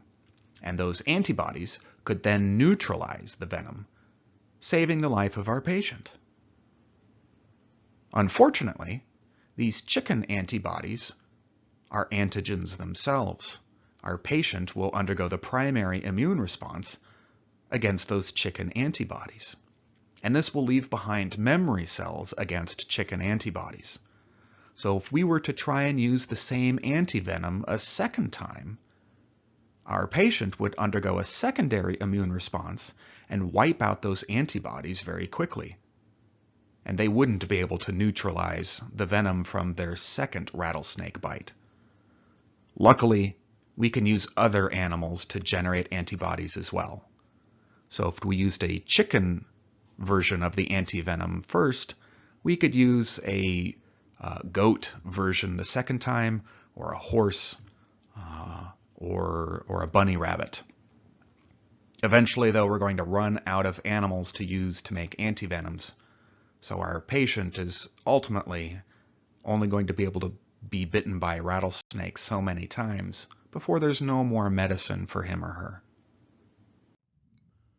Could somebody develop an immunity to a venom or a poison? Yes, if they get exposed to a small enough amount of that chemical that it doesn't kill them, and that chemical is a protein or a carbohydrate that has unique bumps somewhere along the length of the molecule that fit inside of an antibody, then somebody could go through the primary immune response and ultimately develop an immunity to a venom or a poison that might kill somebody else. Things that we cannot develop an immunity towards are really small molecules, poisons like cyanide or ethanol, or chemically very simple molecules like metals and plastics, or things that don't have unique shapes. For instance, the collagen made by me is pretty much the same molecule as the collagen made by you or the collagen made by a pig. That collagen molecule would not be very antigenic, and my immune system, therefore, would not recognize it as foreign. If a secondary immune response is so much better than a primary immune response, why not just go through the secondary from the get-go? Well, to get to a secondary immune response, we have to have a bunch of memory cells, more cells than we started with. And we're already making 10 billion different naive B cells right around the time that we're born. There's definitely not enough room for all of those in the bloodstream, so most of them just have to hang out in the lymphatic system waiting to be activated. Most of them will never be activated. For instance, I may have a number of B cells that could fight off Ebola and Zika virus, but hopefully I'll never need them. In which case they'll just sit in a lymph node somewhere hanging out. The ones that are useful, however, after they get activated in a lymph node, they can leave behind multiple copies of memory cells. So we find out which ones are useful and then amplify those. All of the rest we keep in this long-term storage in the lymphatic system, because there's strictly not enough room in the bloodstream to have all of those B cells just floating around. There's very few white blood cells in the bloodstream, and of those that are there, half of them are neutrophils anyway. Back to the topic of vaccines, it's rare for a vaccine to be 100% effective. Let's say, for instance, we're developing a vaccine against this virus that has a red triangle antigen. Because everybody shuffles their DNA differently, there's no guarantee that we'll shuffle the red and the triangle regions together to form an antibody that could identify that antigen. Furthermore, we don't all start with the same raw material, so heredity can also play a role. For instance, what if we were born with blue instead of red here in the variable regions?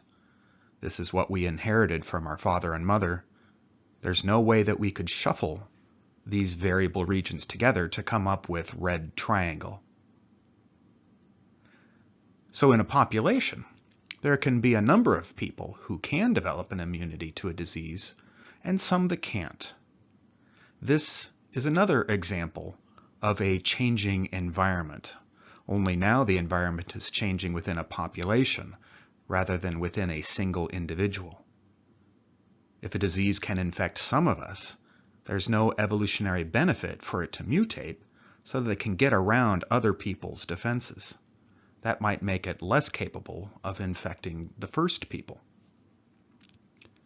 It's this last part that's our example of Native American populations. There just seemed to be no way for Native Americans to shuffle their variable regions to come up with antibodies that could fight off smallpox. And for that reason, when smallpox was introduced to their populations, if somebody got sick and survived, they could get sick again immediately from the people that they had infected. A vaccine hardly needs to be 100% effective for it to wipe a disease off the face of the planet, like we have done with smallpox. For instance, let's go through a scenario where a vaccine is only 70% effective. If you were to sneeze on me and I was vaccinated, I'd only have a 30% chance of actually getting sick. But if you had been vaccinated as well, then you would have only had a 30% chance of getting sick. And if you didn't, then I never would have gotten sick, dropping my chances of being infected down to about 10%. And what if that person had been vaccinated? Well, then your chances of getting sick were 10% and mine are now 3%. And if the person before that had been vaccinated, the chances of me getting infected drops down to about 1%. If one more person in this chain had been vaccinated, the chances of me getting sick drops to about 1/3%. And this number keeps on getting smaller and smaller and smaller as more of us become vaccinated. The chances of this stream being broken somewhere, it doesn't matter where the chain gets broken, just that it does, protects everybody else downstream. We call this herd immunity, and if 19 out of 20 people are vaccinated, it effectively makes that population immune to any disease. Somebody with that illness may enter the population, but we won't expect it to spread any further than that. The current vaccination rate in Oregon is below that threshold for herd immunity, and in some populations it's dangerously lower than that, meaning we're seeing epidemics of diseases here in the United States that are completely preventable, especially measles. In addition, there are people within our communities who cannot get vaccinated. For instance, newborn babies. Some of their immune system is still going through the antigen self-challenge stage. So adding antigens to their bloodstream would only induce apoptosis of a bunch of B cells. Therefore, newborns rely heavily on everybody around them to be vaccinated, or at least not to be sick. Similarly, anybody who's immune compromised, such as people going through chemotherapy, and the elderly, can also have diminished immune systems. It's all of these people that rely on everybody else to be vaccinated.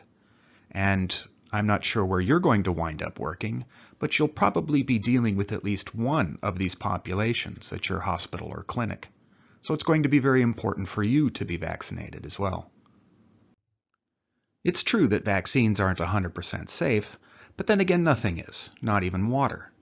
As with all things in medicine, we must weigh the risks versus benefits.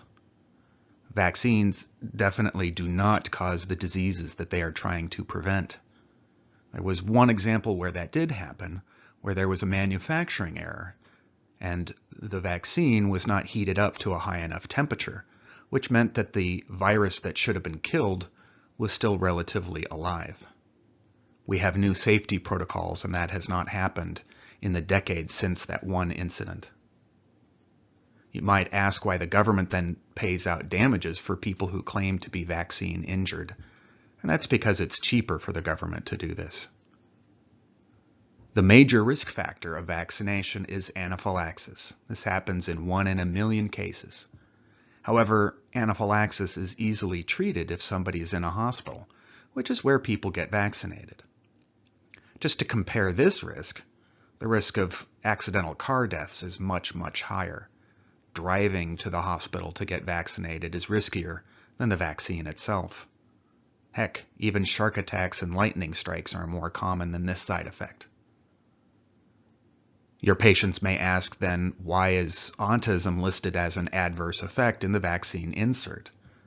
That insert is a list of all of the adverse effects that have ever been reported, and is not a list of effects that have been caused by the vaccine, just things that have happened to people around the same time that they got vaccinated, including car crashes.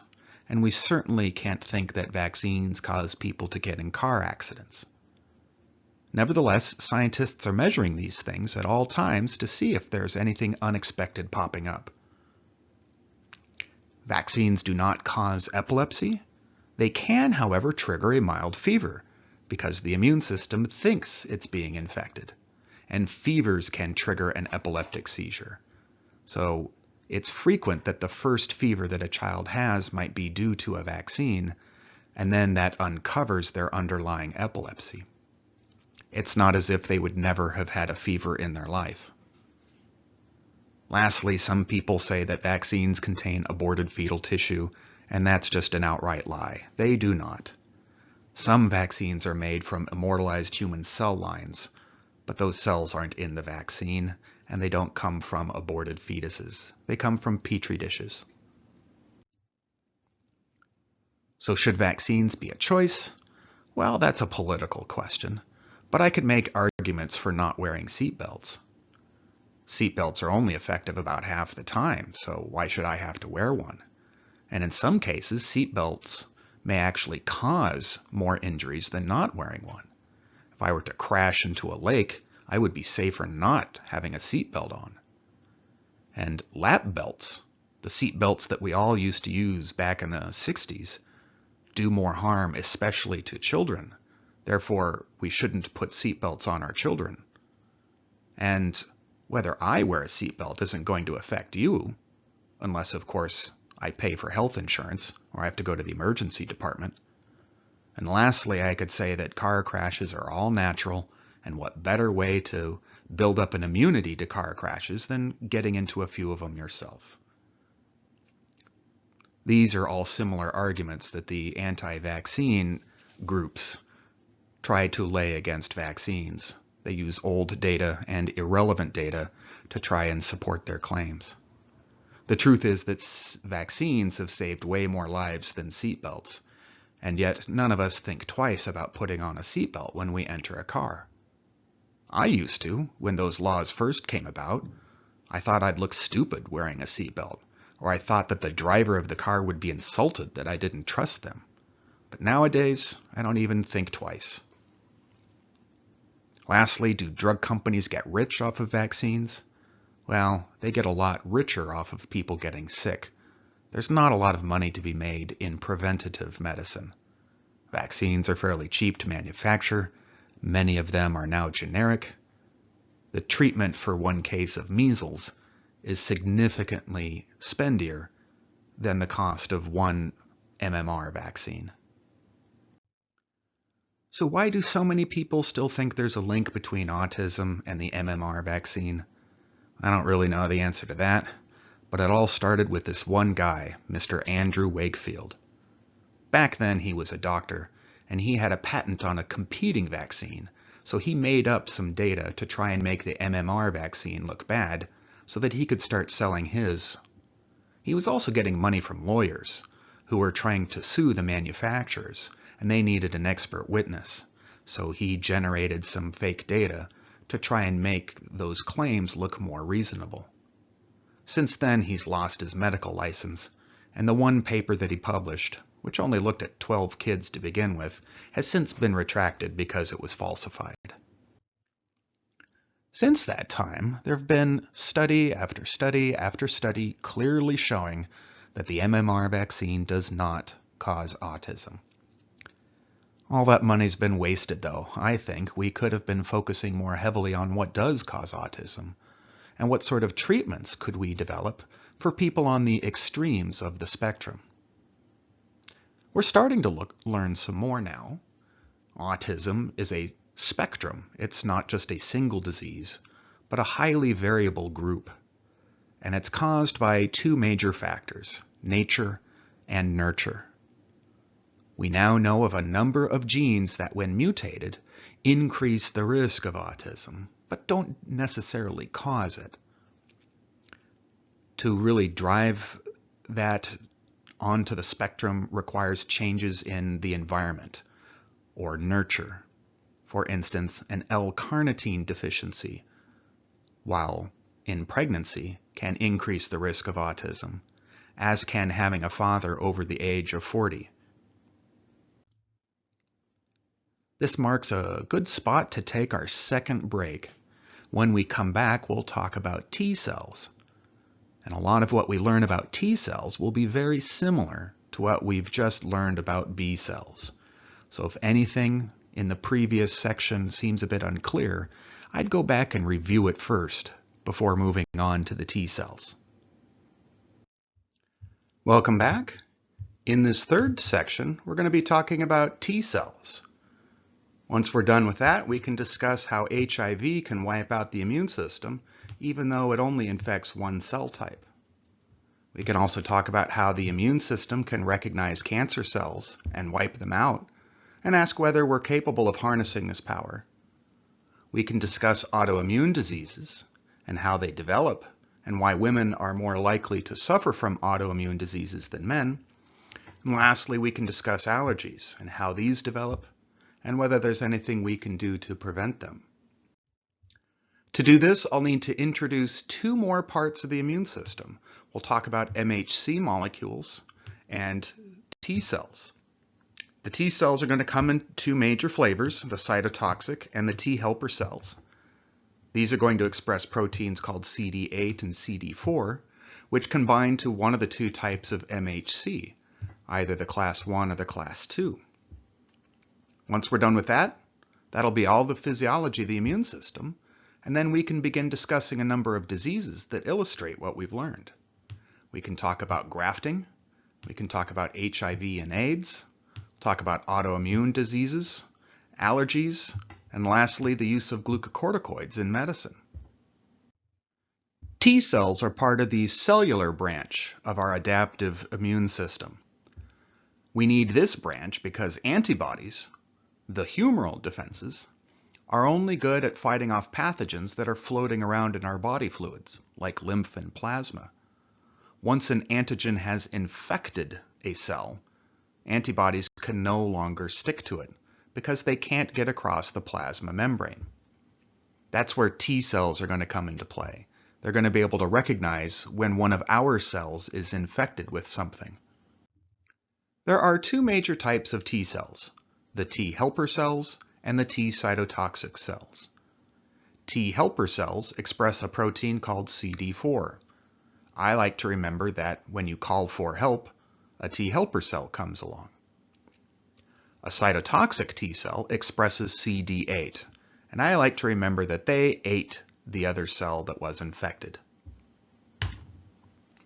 Again, we need these types of cells because my B cells are ineffective at recognizing antigens once they are inside of one of my other cells. There are other types of T cells, but I'm only going to discuss the T helper and cytotoxic ones. When a cell in the human body becomes infected, to alert the immune system, it must digest some of the proteins of that pathogen and load them up onto the cell's surface. It's here that a T helper or T cytotoxic cell could recognize the antigen. Antigens can also come from cancerous or mutated cells, or cells from another person, in the case of a transplant, for instance. To recognize an antigen requires a self-anti-self complex. The anti-self complex is very similar to what we saw with antibodies. A T cell, during the immunocompetency step, will shuffle the DNA for a variable region and then express this in the form of a T cell receptor. The T cell receptor was very similar to an antibody in that it recognized one unique antigen. It's different, however, in that T cell receptors are never secreted. They are always on the surface of the T cell, and they only have one antigen binding domain, not a pair. In addition to that interaction, either CD4 or CD8 on the T cell must recognize the MHC on the target or infected cell. That is the self part of our self-anti-self complex. We have two different types of T cells because antigens can come from two very different places. If a cell is infected, those antigens are loaded up onto MHC class 1, and that is recognized by a cytotoxic T cell, which will destroy that infected cell. On the other hand, macrophages and other phagocytotic cells can gobble up antigens. They would then display these onto MHC2 to alert a T helper cell. We don't need to kill off these antigen-presenting cells because they're not actually infected with antigens. They just found them elsewhere in the body. We can also call this a difference between endogenous versus ingested antigens. Endogenous antigens are those found in the cytoplasm and represent an active infection. Cells with endogenous antigens should be destroyed before the infection can spread. An ingested antigen, on the other hand, is one that a macrophage or other phagocytotic cell has found elsewhere in the body, gobbled up and digested, and now we are presenting these antigens to other branches of the immune system. To get an antigen in the cytoplasm onto MHC1, we must first break down larger proteins into smaller fragments. For instance, if this cell was infected with a virus, viral proteins could be broken down by enzymes called the proteasome. This occurs at random, all of the time. These protein fragments are then moved to the endoplasmic reticulum, loaded up onto MHC1, and this is moved to the surface of the cell. This cell has no idea that it's infected. It's just continually breaking down proteins that it finds in its cytoplasm and loading them up onto MHC1.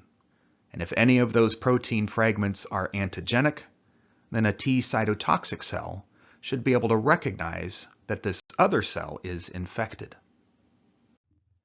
Ingested antigens, on the other hand, are those that are found by phagocytotic cells.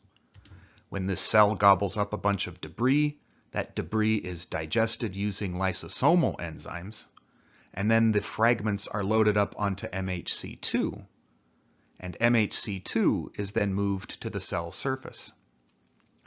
By loading these antigens up onto MHC2, we alert the immune system that this antigen-presenting cell is not infected with this antigen, but that it found this antigen elsewhere in the body. This cell would not be targeted for destruction. Instead, we would simply activate other branches of the immune system to go fight this infection.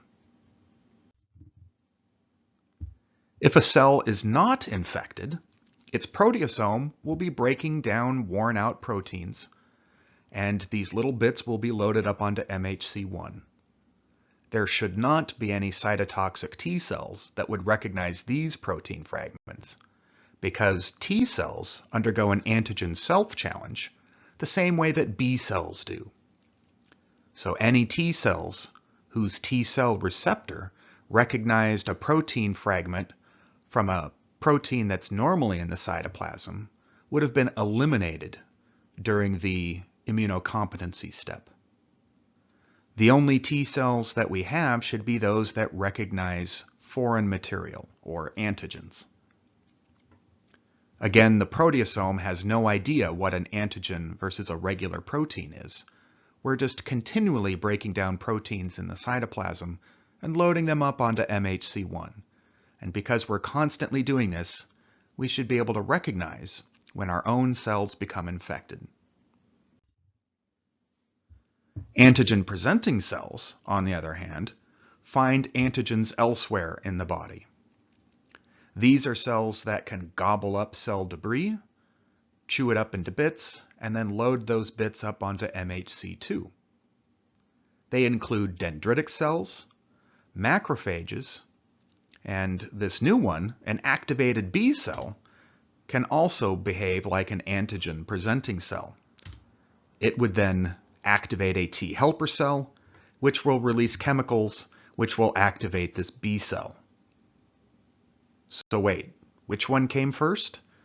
Well, there is no first, second, and third in the immune system. Everything is a positive feedback loop. Every step that we've discussed amplifies other steps, which then feed back to amplify the first step. The most common type of antigen-presenting cell is called a dendritic cell. These are found throughout the body, especially in our connective tissues. They don't recognize antigens, they just gobble up debris and then load up the fragments of that debris onto MHC2. This cell would then migrate to the lymphatic system and display whatever it found to all of the different T helper cells.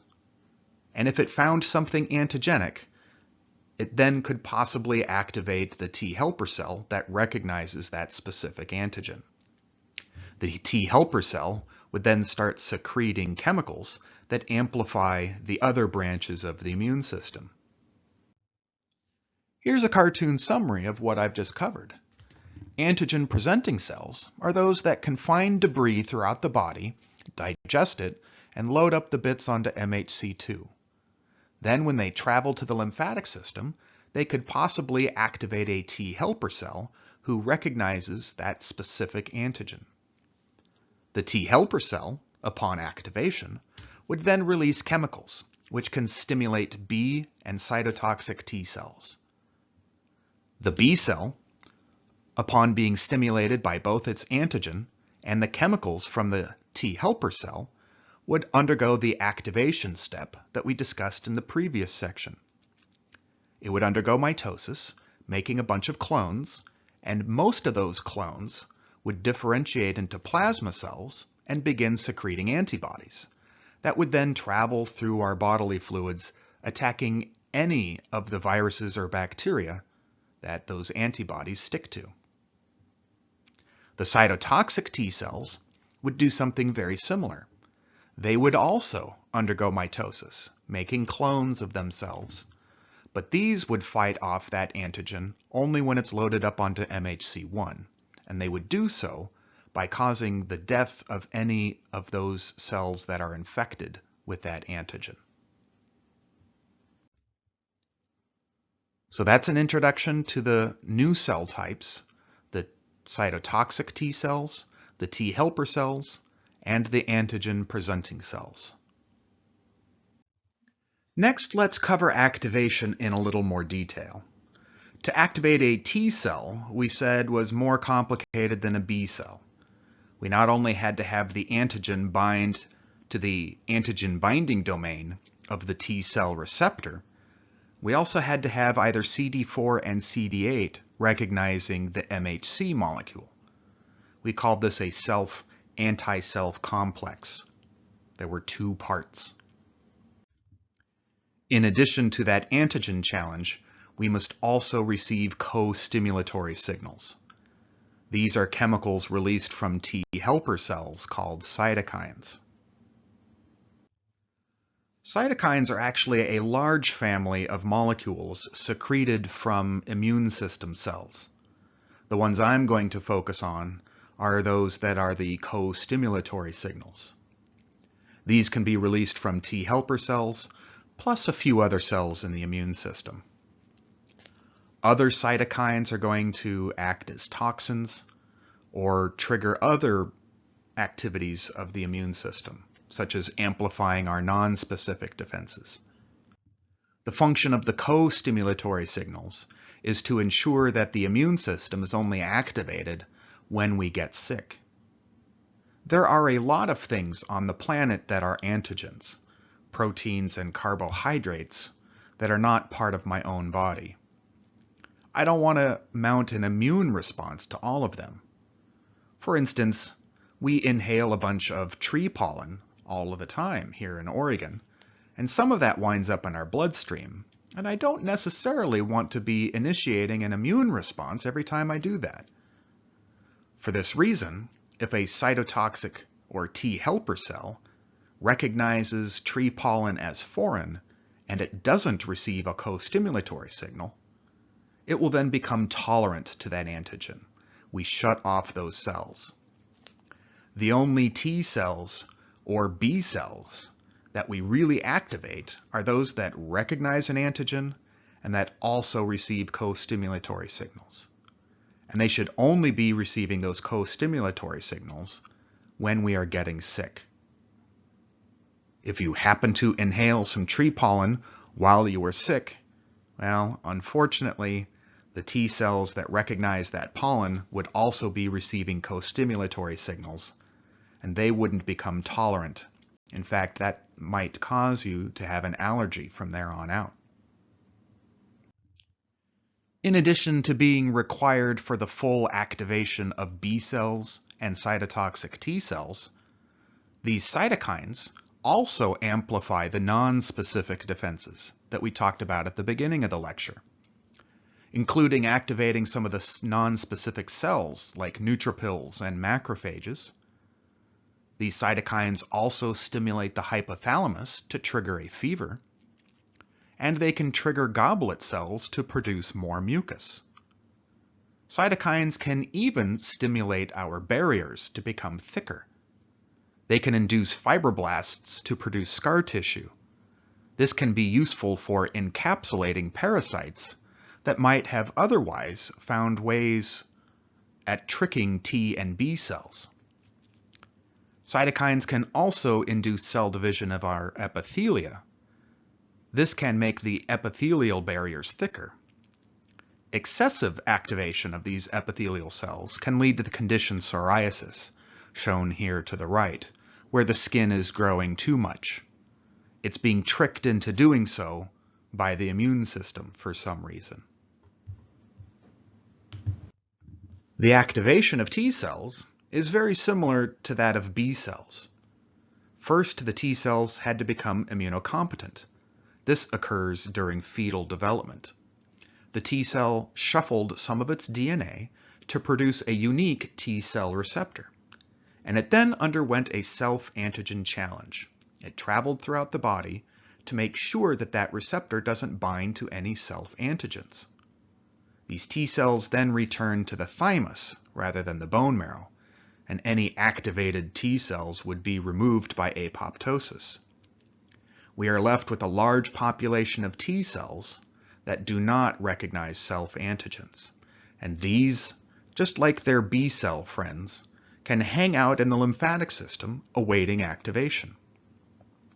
Activation involved the antigen challenge, which of course was a little bit more complicated for the T cell because we needed the self-anti-self complex, plus we needed the co-stimulatory signals. And that's true for both B cells and T cells.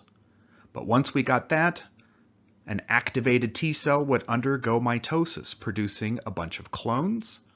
Most of those clones would differentiate into T cells that carry out an immune function. The others would live for a lot longer as memory cells.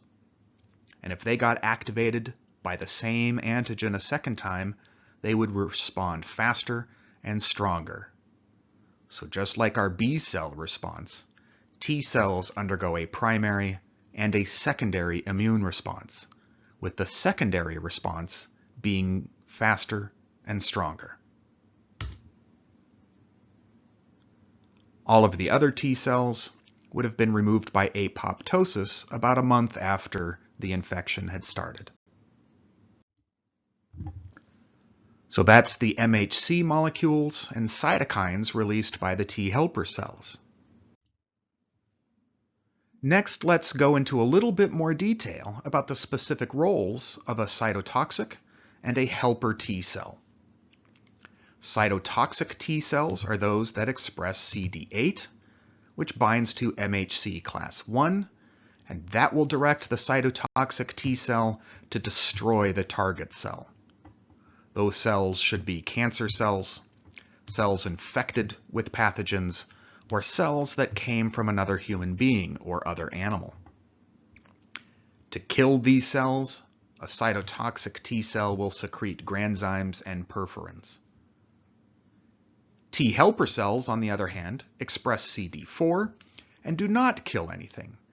They are the ones that release those cytokines that can act as co-stimulatory signals. And these signals are necessary for the activation of cytotoxic T cells, B cells, and other cells of the immune system, like neutrophils. The main function of the T helper cells, as we discussed, is to produce cytokines that act as co-stimulatory signals. These signals are required for the full activation of cytotoxic T cells, B cells, and even the non-specific defenses. The idea that the immune system could be used to fight cancer was first indirectly discovered in the 19th century. Doctors treating cancer patients noticed that if their patients got an infectious disease, if that disease didn't kill them and they got over the infectious disease, they sometimes got over their cancer as well. We now know that T helper cells, when activated, can release cytokines, which activate other branches of our immune system, including cytotoxic T cells. Cytotoxic T cells can kill our own cells if they display an antigen onto MHC1. Those antigens don't have to be from viruses or bacteria. They can come from any protein that looks different. If a cell becomes mutated and becomes cancerous, some of the proteins within that cell now look different than they did back when our T cells were undergoing the immunocompetency step. Therefore, we may have some cytotoxic T cells that recognize that cancerous mutation and would kill that cancerous cell. The use of interleukins alone was not as good as we would like for a cancer chemotherapeutic agent, but we might still use these interleukins in addition to other chemotherapies to try and boost our cytotoxic T cells into killing off the cancer cells. Another way to ramp up the immune system is to block the activity of a protein called CTLA4, which is found on T helper cells. The antibody ipilimumab blocks this protein and therefore increases the activity of T helper cells, the hope being that they would activate the activity of cytotoxic T cells, which might be able to recognize antigens on the melanoma. We also see CTLA involved in autoimmune diseases like diabetes, celiac, and Graves' disease. So you might expect other drugs to do the opposite of ipilimumab, put on the brakes onto T helper cells to combat autoimmune diseases, as opposed to trying to ramp up the immune system to fight off cancer. Another way to use the immune system to fight cancers involves genetics. A biopsy of the tumor can be used to identify mutations in those cancer cells that makes them different from healthy cells in the human body, and then creating molecules that act kind of like antibodies and forcing cytotoxic T cells to express those proteins that recognize the antigen found on the tumor cell. This would bring a cytotoxic T cell closer to tumor cells than any other cells in the human body and can lead to an attack on the tumor. This has been approved by the FDA, but at this point in time has not been put into practice yet, except experimentally. So those are the activities of the T helper cells.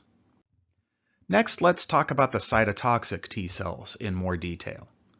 These are the cells that can kill off our own cells if they become infected with a virus or bacteria or a parasite, if they become mutated and start forming a tumor, or they can attack foreign cells, such as those in an organ transplant. An activated T cell will kill the target cell by secreting perforins and granzymes. The mechanism of death is to induce apoptosis in the target cell. We used to believe the cytotoxic T cell was a more active killer. Instead, it initiates apoptosis in the target, which means that the target cell must have a functional apoptotic pathway within its cytoplasm. Any cancer where this pathway has become mutated will lead to a tumor that is resistant to the activity of cytotoxic T cells. But under other conditions, that cytotoxic T cell, upon recognizing the self-anti-self complex, will secrete perforins, which can act as a pore, and the granzymes, which are a signal. The pore allows calcium into the cell, and the granzymes together will activate enzymes within the cell that begin destroying mitochondria and breaking down that cell's DNA. This is apoptosis, or programmed cell death. This cell has killed itself in an organized fashion, in a way such that it's not releasing inflammatory molecules or lysosomal contents. It was important for the cytotoxic T cell to release two signals, the granzymes and the perforins. This is a safety mechanism. One of the two signals wouldn't be enough to induce cell death. We want to be sure that this target cell really needs to die. So that wraps up the T cells. Cytotoxic T cells recognized MHC class I because they express CD8, and they will release perforins and granzymes in response to activation. The T helper cells express CD4, which allows them to become activated by an antigen loaded up onto MHC class II. And this will lead to an activated T helper cell to release cytokines, which amplify all of the other branches of the immune system. But this wraps us up for all of the physiology of the immune system. Next, I can discuss some of this physiology and how it's applied in medicine. Let's start with organ transplants. This is where we take an organ, or maybe just some tissue, and transplant it into a patient. The safest would be an autograft, where we take a tissue from one part of the body and move it to another part of the body in that patient. Because we haven't introduced any new proteins, the immune system would not be activated. We do this in a skin transplant, for instance, or we can even do it when replacing an ACL if we take a bit of that patient's tendons from one part of the body and sew it into the knee to replace the damaged ACL. An isograft would also be safe. That's transplanting a tissue from one identical twin to another. Identical twins should have the same DNA and therefore the same antigens. What would be different is all of their B and T cells, because they would have shuffled their DNA differently during somatic recombination. So there is a small risk, but not much of one. An allograft would be a tissue graft between two humans. To do an allograft, we must identify good candidates. Even so, the immune system will ultimately reject this tissue at some point. A xenograft is where you take tissue from a different species and transplant it into a human. Historically, these have not been terribly successful, and the immune system fairly quickly recognizes this type of graft as foreign and mounts an immune response against it, and the tissue is rejected. However, there's not one but two companies currently trying to genetically engineer pigs so that their antigens resemble human antigens a lot more. There's a lot of ethical concern with this for numerous reasons. If you would like to learn more, there's a pretty good special on PBS called Organ Farm, although it's a little out of date at this time. After performing an allograft, we usually try and slow down the immune system so that it doesn't reject the tissue as quickly as it can by using anti-inflammatory drugs like corticosteroids. The downside to the use of these drugs is that when we inhibit the immune system, we increase the risk of infection in that patient. Nevertheless, when performing an allograft, it's important to make sure that the MHC of the donor looks as close as it can to the MHC of the recipient. In medicine, we call this finding an HLA-compatible donor. HLA is one part of MHC, or the major histocompatibility complex. MHC is a complex of multiple proteins, and it's this one that's the most important one to match when finding a tissue donor. If the organ or tissue that we're transplanting is vascular, we must also match blood type. The human species has a large number, but not an infinite number of HLAs. Therefore, it's possible to find ones that match our recipient.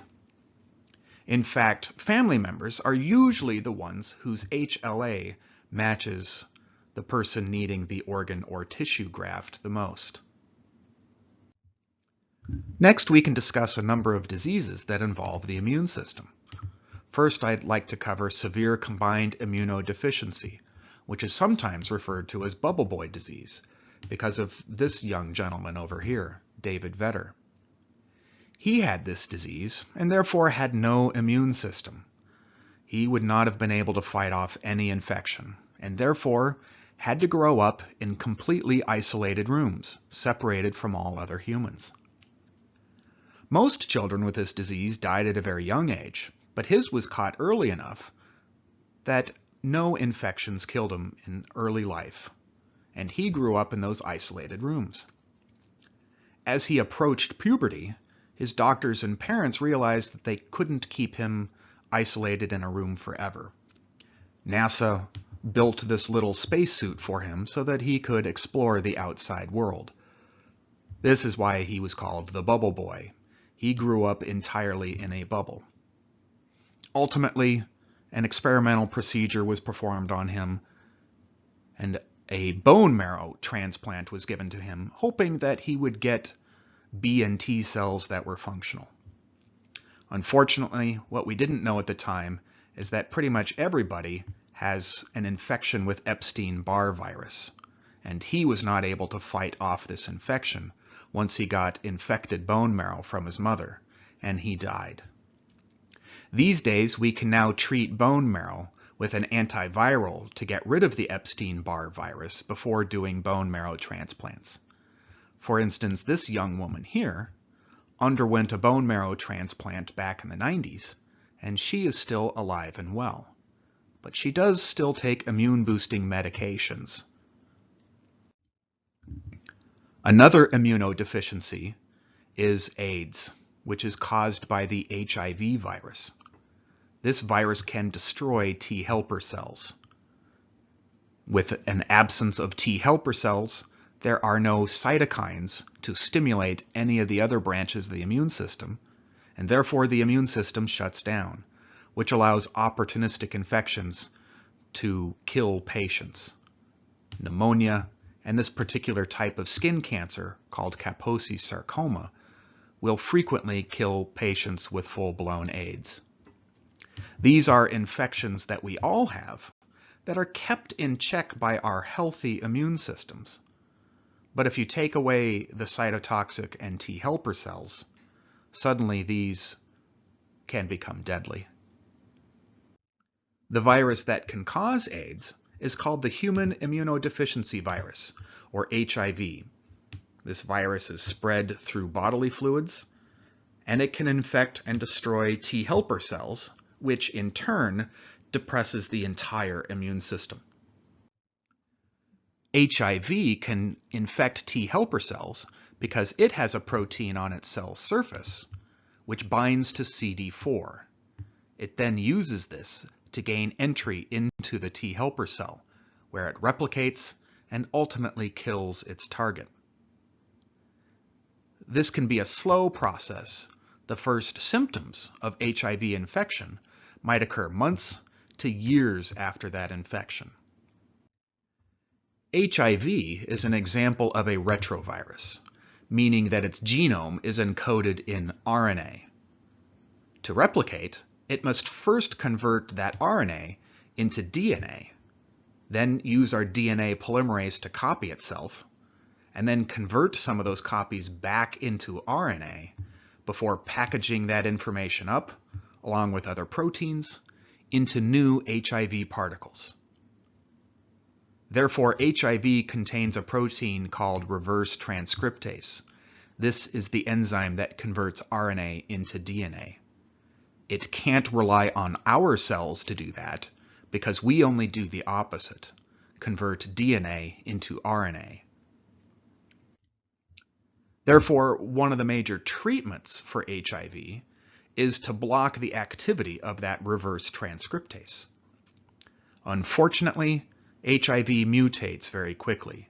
So if you only treat patients with that one drug, like AZT, that one drug can wipe out most of the HIV, but it'll leave behind a few AZT-resistant viruses. And those can then begin multiplying until the disease pops up again, now in a drug-resistant form. These days, an HIV infection is no longer a death sentence the way that it was back in the 80s, because we now have enough drugs that we can give them to a patient in a cocktail. Multiple drugs together are much better than one at a time. That's because if one virus becomes immune to AZT, well, it'll probably be killed by one of these protease inhibitors. Conversely, the viruses that become immune to the protease inhibitors are killed off by the AZT, and this greatly reduces the chances of drug-resistant strains of this virus popping up. This same sort of technique, the use of multiple drug cocktails, is also used in cancer chemotherapy to reduce the chances of a cancer becoming resistant to just one anti-cancer drug. And while it may seem like you're loading your patient up with lots of drugs, we can frequently use much lower doses of all of those drugs. And the combination of all of the drugs is actually lower than the dose that you would have used with just one of those drugs. If immunodeficiencies are diseases where the immune system is not strong enough, autoimmune diseases are the opposite. These are diseases where the immune system is too strong. Strong enough, in fact, to start targeting the patient's own body. All autoimmune diseases must therefore have a defect during the self-antigen challenge of B and T cells when they were gaining immunocompetency. All of the B and T cells that could have recognized self-antigens should have been removed at this step. But if some of them persist, later in life, they might start targeting our own tissues. Examples of autoimmune diseases include multiple sclerosis, myasthenia gravis, and rheumatoid arthritis, all of which we've covered so far this year, in addition to Graves' disease, type 1 diabetes, and lupus, which we will be covering later. So where did the mistake happen that allowed self-reactive B and T cells? This could have happened during the immunocompetency step. For instance, some of our lymphocytes might have only been partially activated by self-antigens. Then, upon returning to the bone marrow or the thymus, would have had to tell those organs that they were kind of activated, but not fully. Our immune system has to make a decision. We either remove these cells or we don't. So if a T or B cell was partially activated, a decision needs to be made. We need to fully destroy it or not. The danger of not destroying that partially activated cell is that an autoimmune disease could arise in the future. And the danger of removing cells that were only partially activated is we now have fewer lymphocytes to fight off infections in the future. It appears that men and women resolve this question differently. Men decide to opt for the safe route, eliminate everything that was partially activated. Women, on the other hand, seem to keep a more potent and stronger immune system, probably to protect any fetuses that they may have in the future. Remember, it was very important for a fetus to not be infected with anything when its immune system was undergoing the immunocompetency step. Therefore, mom's immune system decided that it was better to be stronger and risk autoimmune diseases than a little bit weaker and risk infections during pregnancy. Another way that a self-reactive B or T cell could happen is a change in our body. We get mutations all of the time, and those mutations can change our own proteins, which may convert them into antigens. If that protein change is just slight enough, an activated B or T cell, after getting rid of this new mutated protein, might start going after some of the old ones. Let me explain that one more time using an example. An antibody is similar to an enzyme in that its active site, or the antigen binding domain, has a substrate that fits in there.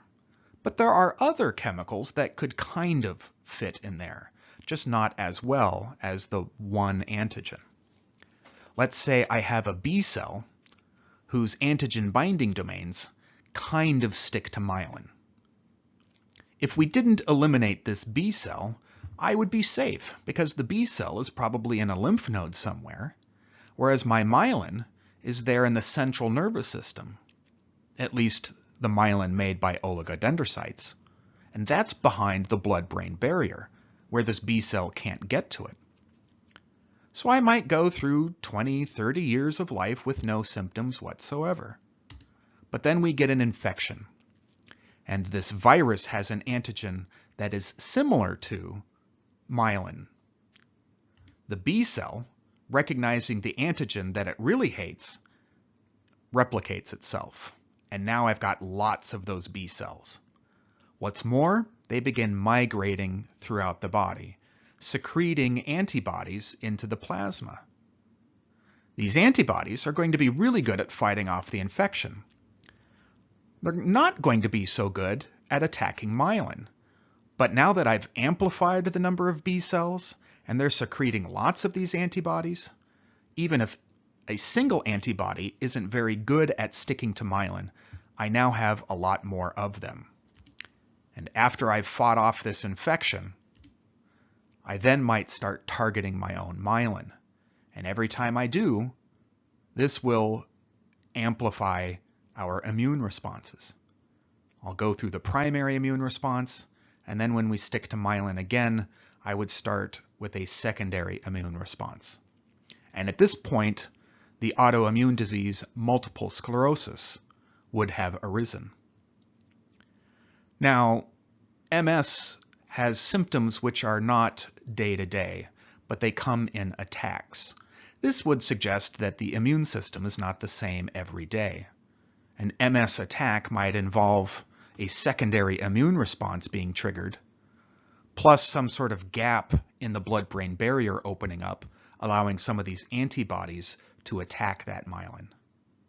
Nevertheless, the trigger for this disease was an infection that had an antigen that was similar to one of my own proteins. The infection got my immune system to go through the primary immune response. My own protein wasn't strong enough to do that. But once I went through the primary immune response, afterwards I will go through secondary immune responses, which are much stronger. And even though my own immune system isn't very good at attacking this self-antigen, after I've amplified that branch of the immune system, I now get better at it, enough so to really do some damage. Another source of similar antigens comes from haptens. Haptens are molecules which are too small to be recognized by the immune system, but they can bind to some of our own proteins, which changes them. This can then make those proteins antigenic, activating a primary immune response and amplifying that branch of the immune system. And then those antibodies, after going after the antigen that they're really good at attacking, might go after the normal protein. Again, they're probably not very good at it, but once I've got billions of them, that makes up for the fact they don't stick to that self-antigen very well. A little bit will be enough. Next, let's talk about allergies. These occur when the immune system starts going after antigens that it shouldn't. Antigens from tree pollen, for instance. There's a number of different types of allergies. I'm not going to have time to go over each. The most common form is known as a type 1 allergy, where an allergen can stimulate T helper cells. Remember, a T helper cell really shouldn't be activated unless it also receives co-stimulatory signals. So in this case, the allergen is the antigen, and this T helper cell also got co-stimulatory signals from somewhere.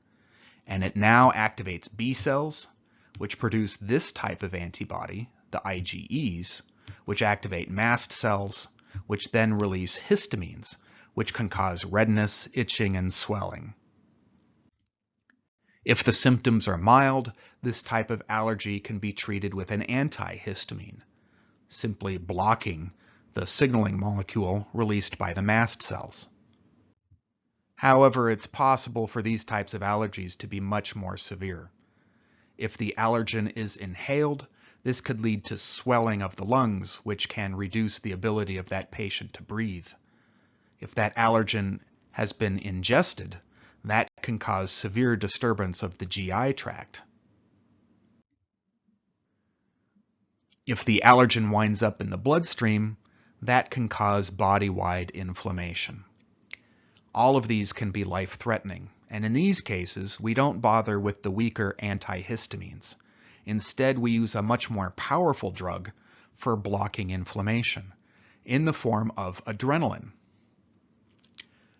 In medicine, we would call this an epinephrine autoinjector. Historically, we called these EpiPens, but that is a brand name, and that brand of epinephrine autoinjector has risen in price by about 400% in recent years. Therefore, we should all go back to using the generic name epinephrine autoinjector. Epinephrine can work very quickly to reverse the inflammatory response, allowing patients to breathe, for instance. The current theory as to why allergies might develop is called the hygiene hypothesis. And this states that the immune system just gets bored and starts attacking things that it shouldn't, like tree pollen. This hypothesis arose after it was noticed that people in Western countries, like Europe and the Americas and Australia, are much more likely to develop allergies than people in Africa or Southeast Asian countries. The idea here is that people in Africa and certain Southeast Asian countries are much more likely to come into contact with parasites, something that the immune system is designed to go after, and therefore less likely to get bored and start going after non-dangerous things like tree pollen. This is leading to some changes in the way that we think about allergies. The old-fashioned idea was that we should not expose newborns to peanuts or honey. However, recent data suggests that if we expose children to peanuts, for instance, if mom eats a lot of peanuts while she's pregnant with that child, then that child's immune system is much more likely to become tolerant to peanut allergens. It's going to become tolerant if it's exposed to those while we're gaining immunocompetency, for instance. And we notice that mothers who have peanuts in their diet are much less likely to have children with peanut allergies. On the other hand, we definitely do not want to feed newborns honey, and that's because honey is infected with botulism, and a newborn's immune system can't fight off that botulism yet.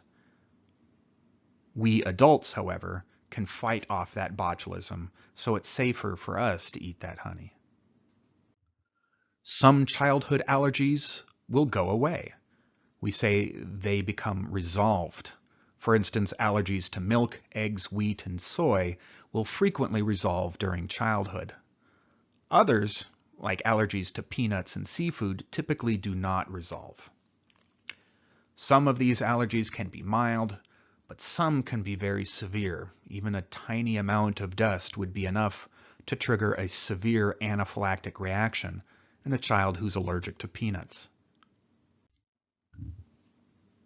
One doctor has hypothesized that if we expose more people to parasites, that we would have fewer allergies. And in fact, he did this to himself and now sells his parasites to other people who want to cure themselves of their allergies. The science here is definitely plausible, although we still like to see double-blind, placebo-controlled studies before we make any conclusions. Nevertheless, you might start seeing more parasitic infections in your patients if they are self-medicating their allergies in this fashion. It was initially hypothesized that this was a case of boredom, that if you gave your immune system something serious to fight, like a parasite, it would be less likely to go after something that was not harmful, like antigens found in peanuts. Further research has suggested that it's a little bit more complicated. We have a number of endogenous bacteria and other flora living in places like our colon and our skin. But these bacteria are kept separated from the rest of our immune system. For instance, a layer of mucus keeps them away from our own cells. If this coating of mucus becomes depleted, this can bring these bacteria in closer contact with our lymphocytes, which might be able to then mount an inflammatory response. And since these flora aren't ever going to go away, this could lead to a chronic inflammatory response, like Crohn's disease. We don't want these bad bacteria going away because that also increases our risk of opportunistic infections, which can start damaging our organs. Parasites don't like damaged tissue, so many parasites release signals that increase mucus production, and this keeps the coating healthy. This allows the parasite to continually suck blood without a massive inflammatory response happening here because of some pesky superinfection. This is how parasites might be reducing inflammatory diseases like allergies. Not because of boredom, but because they stimulate other protective mechanisms in the body. In fact, our immune system has co-evolved with a number of flora, including bacteria, yeast, and parasites. It seems that the natural state, if you will, of our immune system is to be way too powerful, which would lead to it attacking our own body. However, we have co-evolved with a lot of bacteria and parasites, which release chemicals which attenuate or inhibit our immune system. This allows them to survive in and on our body, but also keeps our immune system at the level of activity that it should be at. And if you take away these endogenous flora, the parasites and yeast and bacteria, our immune system might just be overactive as a response no matter what.